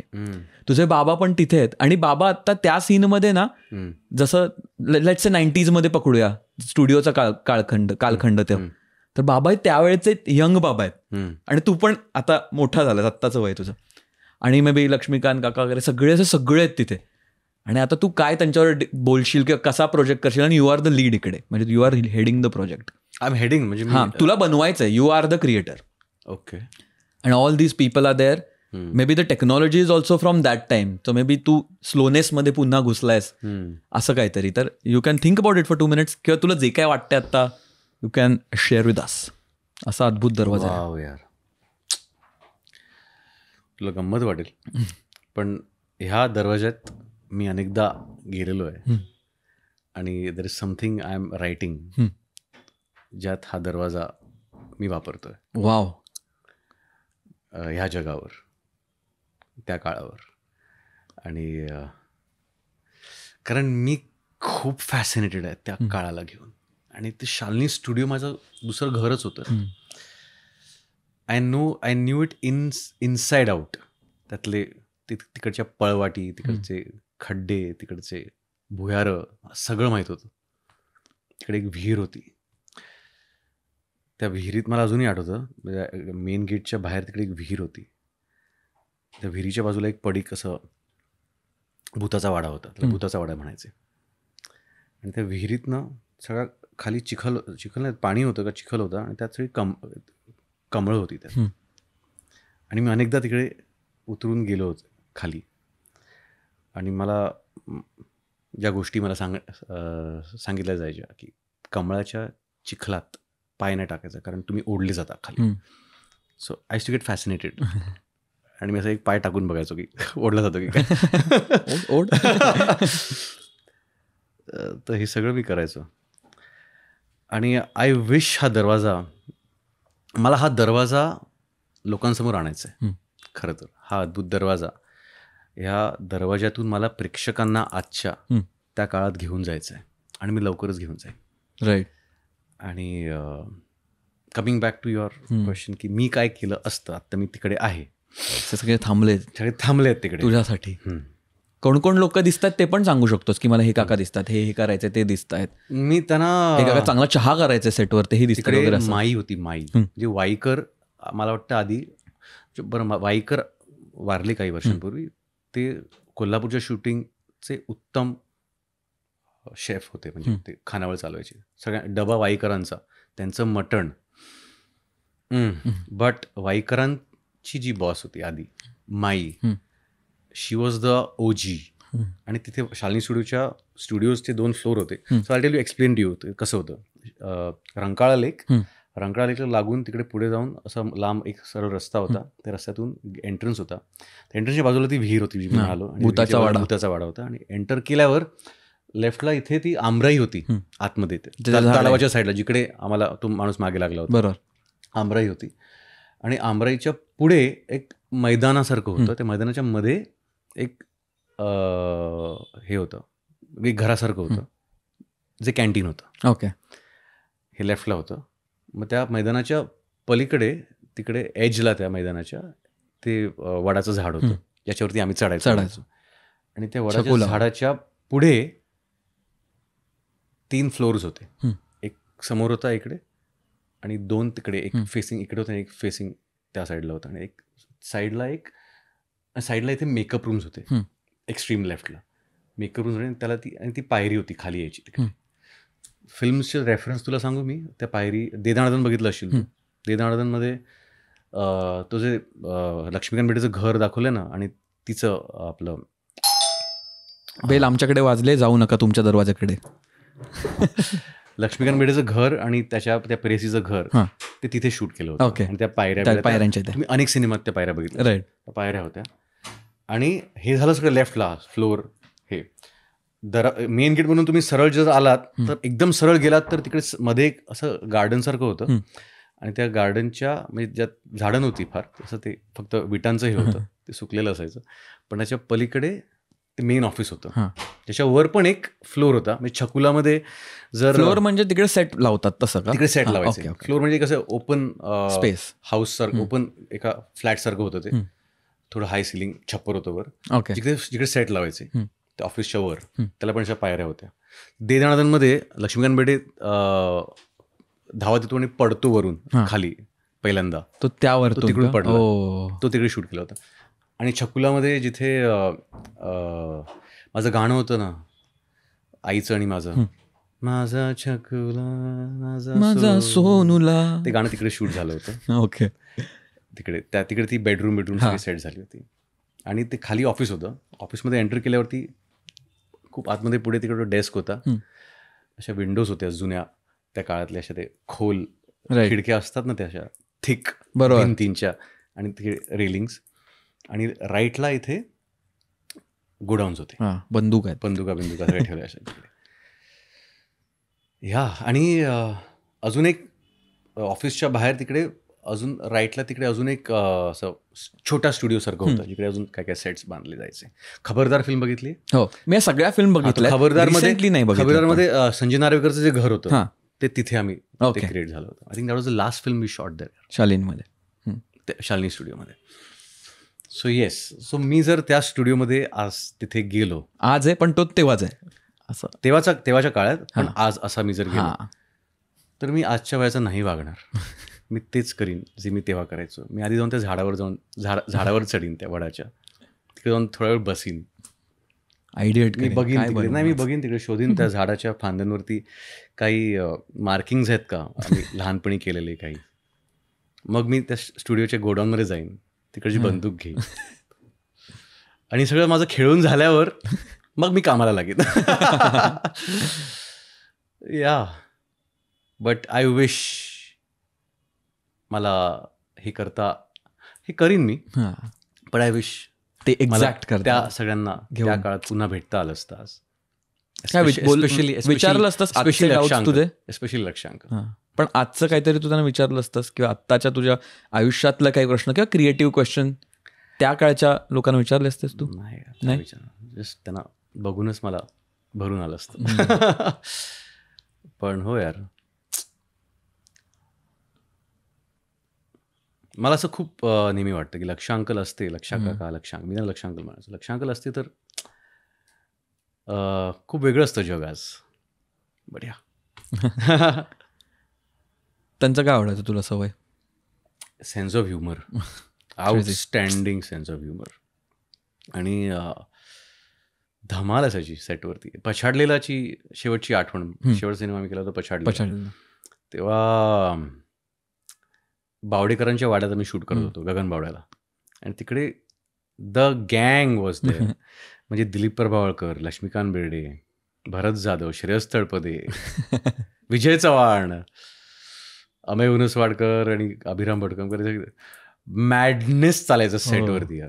आणि ऑफ सेट पण काय काय चाललं. दिलीप काका आणि लक्ष्मीकांत बेर्डे हे इंडस्ट्रीतले original pranksters. They are the OG pranksters. Dilip काका अजूनही but yeah, those are the days man. मस्तच, झकास. ते त्यावेळी आपल्याला वाटायचं नाही की हे सगळं, पण आता गेल्यावर तो काळ खरंच चांगला वाटतो. तो कमाल होता यार. छान. जेव्हा टेक्नॉलॉजी नव्हती त्या काळाची खासियत वेगळी होती. जेव्हा आपण माणसांमध्ये रमायचो आपण आणि कंपनी एन्जॉय करायचो खरंच. आणि ते दिवस वेगळे होते. मला अजूनही आठवतं एक मेमरी, म्हणजे झपाटलेलाचा शेवटचा दिवस होता. आणि झपाटलेल्यामध्ये होळीचं गाणं आहे. तो शेवटचा दिवस होता शूटिंगचा. ओके. आणि तेव्हा होळी होती ॲक्च्युली. आणि जेव्हा शूटिंग आटपलं तेव्हा ते अख्खा स्टुडिओ तिथे होळी खेळले तिकडे. म्हणजे रंगपंचमी खेळलो आम्ही तिकडे. आणि धमाल आली होती तेव्हा. म्हणजे मॅडनेस होता तो. कमाल होते ते दिवस. म्हणजे इनफॅक्ट सगळ्यात गमतीचे दिवस म्हणजे लोकेशन रेकी म्हणजे काय असतं, तर आपण शूटिंगच्या आधी लोकेशन शोधायला जातो. राईट. की कुठे कुठे जायचं.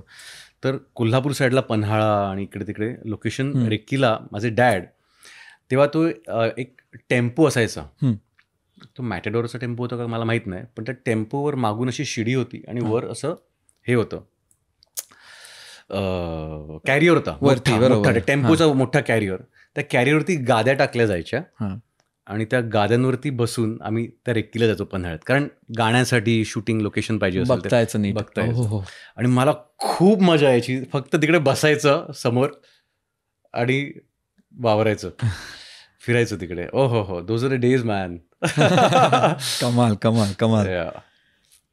चांगलाच झोन आहे हा मॅटाडोर आणि पन्हाळा वगैरे. तर अरे क्या बात. आम्ही पण वाटे पाण्याच्या संदर्भात होतं. मला रेफरन्स आठवला तो. काय आमच्या इकडे पाणी आटतं कोकणात, आमच्या गावात. बरं. मग पाणी विकत घ्यायला लागायचं. म्हणजे बाजूच्या काही म्हणजे आजूबाजूच्याच काही विहिरी फॉर्च्युनेट त्यांच्याकडे खूप पाणी, आम्ही घेऊन यायचो पाणी. आणि तेव्हा आमच्या बाबांच्या मित्राची एक टाटा मोबाईल हौदावाली गाडी असायची आणि त्याच्यात मागे ती सिंटेक्सची टाकी. मग ती भरून जेव्हा घेऊन जायचं आणि मी लहान होतो तेव्हा मी त्या टाकीवर चढून असा आणि बाबा गाडी चालवत ह्या गावात त्या गावातून पाणी घेऊन यायचो. कमाल वाटायचं. अरे ते. आणि मग फांद्या यायच्या, चिंचेचं झाड यायचं तेव्हा आपण हात वर करून चिंच तोडायची. हो, मला खूप आवडायचं. कोल्हापूरला जाऊन शेतात, ऊसाच्या शेतात जाऊन ऊस तोडणं, त्याचा तिकडे असा तो ऊस आणि तो फुटायचा, तो तुटायचा नाही, फुटायचा तो, कारण त्यात इतका रस असायचा तो. राईट. आणि तो रस असा बाटलीत असा बाटलीत काय ग्लासमध्ये असा पिरगळायचा तो, आणि त्याचा रस यायचा त्या ग्लासमध्ये, तो रस प्यायचा. मग झाडावर चढून आंबे तोडायचे, चिंचा तोडायच्या. हो, मला खूप आवडतं हे सगळं करायला अजूनही. म्हणजे मला जर वाटेत पुढे चिंचेचं झाड दिसलं तर मी थांबून दगड फेकेन. मी आहे तसं. झकास. अशा विविध ठिकाणी जाऊन आपण विविध गोष्टींवर वायफळ गोष्टी केलेल्या आहेत, वायफळ चर्चा केलेली आहे. कसं वाटलं देऊन? भारी वाटलं मला, असं थेरपी सेशन आल्यासारखं वाटलं. माझं नोटपॅड कुठे? जेन्युनली आय एम नॉट, तुला उगाच तुझं कौतुक करत नाही असं तोंडावर, पण एक वेगळाच फ्लो होता आणि मला मजा आली बोलायला पण. आणि I enjoyed flowing with you in this. You are a very good listener, तुला मगाशीच म्हणालो. आणि आय थिंक त्याच्यामुळे मजा येते जेव्हा एक समोरचा माणूस कान लावून ऐकतो, तेव्हा आपल्याला पण बोलायला एक ट्रू हे मोटिवेशन मिळतं अजून. So I think I was just flowing with your vibe. मस्त. Loved it man. कारण की आम्हाला पण आय थिंक आज आपण जे बोललो त्याच्यात जो एक स्ट्रगल नाही म्हणता येणार, पण एक जी जर्नी असते ऑफ मेकिंग एनी आर्ट, आणि त्याच्यातले अप्स अँड डाऊन्स, आपले मेंटल बॅलन्सेस कसे करतो, लोक आजूबाजूची, ह्याच्यावर आपण खूप मस्तपैकी बोललो. त्या म्हणूनच मी मध्ये पण म्हटलं की हे सगळ्यांनाच रिलेटेबल आहे. आता जरी आपण एखाद्या फिल्मबद्दल बोललो असू किंवा एखाद्या आर्ट प्रोजेक्टबद्दल बोललो असू, तरी तुम्ही आयुष्यात काही बिल्ड करत असाल तरी त्या फेजेस आहेतच. तर ते प्रत्येकाला काही ना काहीतरी रिलेट करून जातं. Ups and downs are gonna be part and parcel. True. In everybody's career. म्हणजे सगळ्यांच्या आयुष्यात उतार चढाव असतातच. काही उतार खूप उशिराने येतात, काही चढाव खूप उशिराने येतात, आणि दॅट सर्कल चालूच असतं. Keeps going. आणि त्यामुळे आय थिंक सगळ्यांनाच काही ना काहीतरी मस्त आज मिळालं असेल ऐकायला. आणि आपलं तेच असतं की आपल्या गप्पांमधनं एकाला जरी काहीतरी त्याच्यातनं मिळालं, कारण जसं आहे ना म्हटलं मगाशी पण, की कोणतरी काहीतरी बोलून जातं ते आपल्याला एवढं आपलं दृष्टिकोनच बदलून जातो. त्यामुळे ते आपल्या गप्पांच्या मधनं कोणाला तरी झालं असेल, ते काहीतरी करतील आयुष्यात जाऊन, त्यांच्या आयुष्यात काहीतरी वेगळं करतील किंवा वेगळ्या प्रकारे काहीतरी करतील. I hope so. अशी आपण एक आशा बाळगू शकतो इथे. पण आम्हाला खूप मजा आली आणि आपल्याला सविस्तर बोलता आलं असं मस्तपैकी. तू खूप मन लावून ऐकत होतास आणि त्याच्यामुळे ते मी पण खूप गुंतत गेलो त्या कॉन्व्हर्सेशनमध्ये. आय थिंक दॅट इज, ते खूप रेअर असतं. समोरचा माणूस, म्हणजे एस्पेशली इंटरव्ह्यूज आपण जेव्हा करतो तर बऱ्याचदा असे इंटरव्ह्यूज घेतात की आपल्याला त्याच्या डोळ्यात दिसते की हा पुढच्या प्रश्नाचा विचार करतो आणि मग आपण पण डिस्कनेक्ट होतो की बरोबर तुला काय लवकर व्हावं, ठीक आहे मग. बट तू इमोशनली माझ्यासोबत होतास. वेल वी ट्रॅव्हल्ड अ लॉट. आपण फिरून आलो. खरं ते मला खूप मजा आली. थँक्यू. कारण की आम्हाला पण काय रिअलाइज झालं, आता 80+ एपिसोड्स आपण करतोय. सुरुवातीला त्याचं नाविन्य असतं की अरे वा मजा येणार, पण त्याच्यानंतर ते जेन्युइनली मजा स्वतःला येण्यासाठी पण आपण जेन्युइनली त्याच्यात असलो पाहिजे. म्हणून दॅट हॅज बीन माझं आणि प्राचीचं मेन लर्निंग, की जोपर्यंत आपण त्या कॉन्व्हर्सेशनमध्ये नाही आहोत आणि आपण ते एन्जॉय करत नाही आहोत तोपर्यंत ते प्रेक्षकांचं तर पुढचं आहे, पण मग क्वालिटी आणि त्या it's not a conversation actually, then it becomes just like exchange. पण आय थिंक ह्याच्यामध्ये ते होतंय आणि ते पण हळूहळू आम्ही पण शिकतोय की अजून कसं चांगल्या प्रकारे करता येईल. नाव जरी वायफळ असलं तरी हे वायफळ नाही. फळाची चिंता करू नका, होईल सगळं. एक उदाहरण आपण आज दिलेलंच आहे. होतं सगळं, होतं, सब कुछ होता है. Patience is like patience. Coffee T shirt छापतो आता. पेशन्स. जकास, तू on the side counselling session सुरू करू शकतो. अरे बापरे. फिलॉसॉफी, कॉफी फिलॉसॉफी ये काफी इफेक्टिव्ह आहे. काफी स्ट्रॉंग. जकास, तू आज मस्तपैकी वेळात वेळ काढून आज आलास आमच्याकडे आणि या गप्पांचा भाग झाला, त्याच्यासाठी खूप खूप धन्यवाद. Thank you so much. आणि आपण बेस्ट ऑफ लक तुझ्या पूर्ण सगळ्या जर्नीसाठी. एनिवे सगळं व्यवस्थित होईलच, हेच आपलं मेन लर्निंग आहे. त्यामुळे आपण करत राहणं हे महत्वाचं आहे आपल्यासाठी. जकास, आणि आम्ही भागाच्या शेवटी एक शब्द देतो, एक रॅन्डम शब्द द्यायचा आहे, सो दॅट जे भाग शेवटपर्यंत बघतात ना तो कॉमेंटमध्ये टाकतात आणि आपल्याला कळतं ह्यानी एंडपर्यंत एपिसोड पाहिला आहे. असं आपला एक कोर मंडळ वायफळचं. असं आहे का? एक रॅन्डम शब्द दे, इझी टू टाईप. पाणी. पाणी हा शब्द पाणी 18 ऑक्टोबर हा शब्द. सुतारफेणीची लिंक डिस्क्रिप्शन. पाणी हा शब्द तुम्ही कमेंटमध्ये टाका, म्हणजे आम्हाला कळेल तुम्ही आत्तापर्यंत हा भाग बघितलेला आहे. एवढं बोलूया आणि तुम्हाला मी एवढं बोलून पुढच्या भागात लवकरच भेटतो. धन्यवाद. थँक्यू.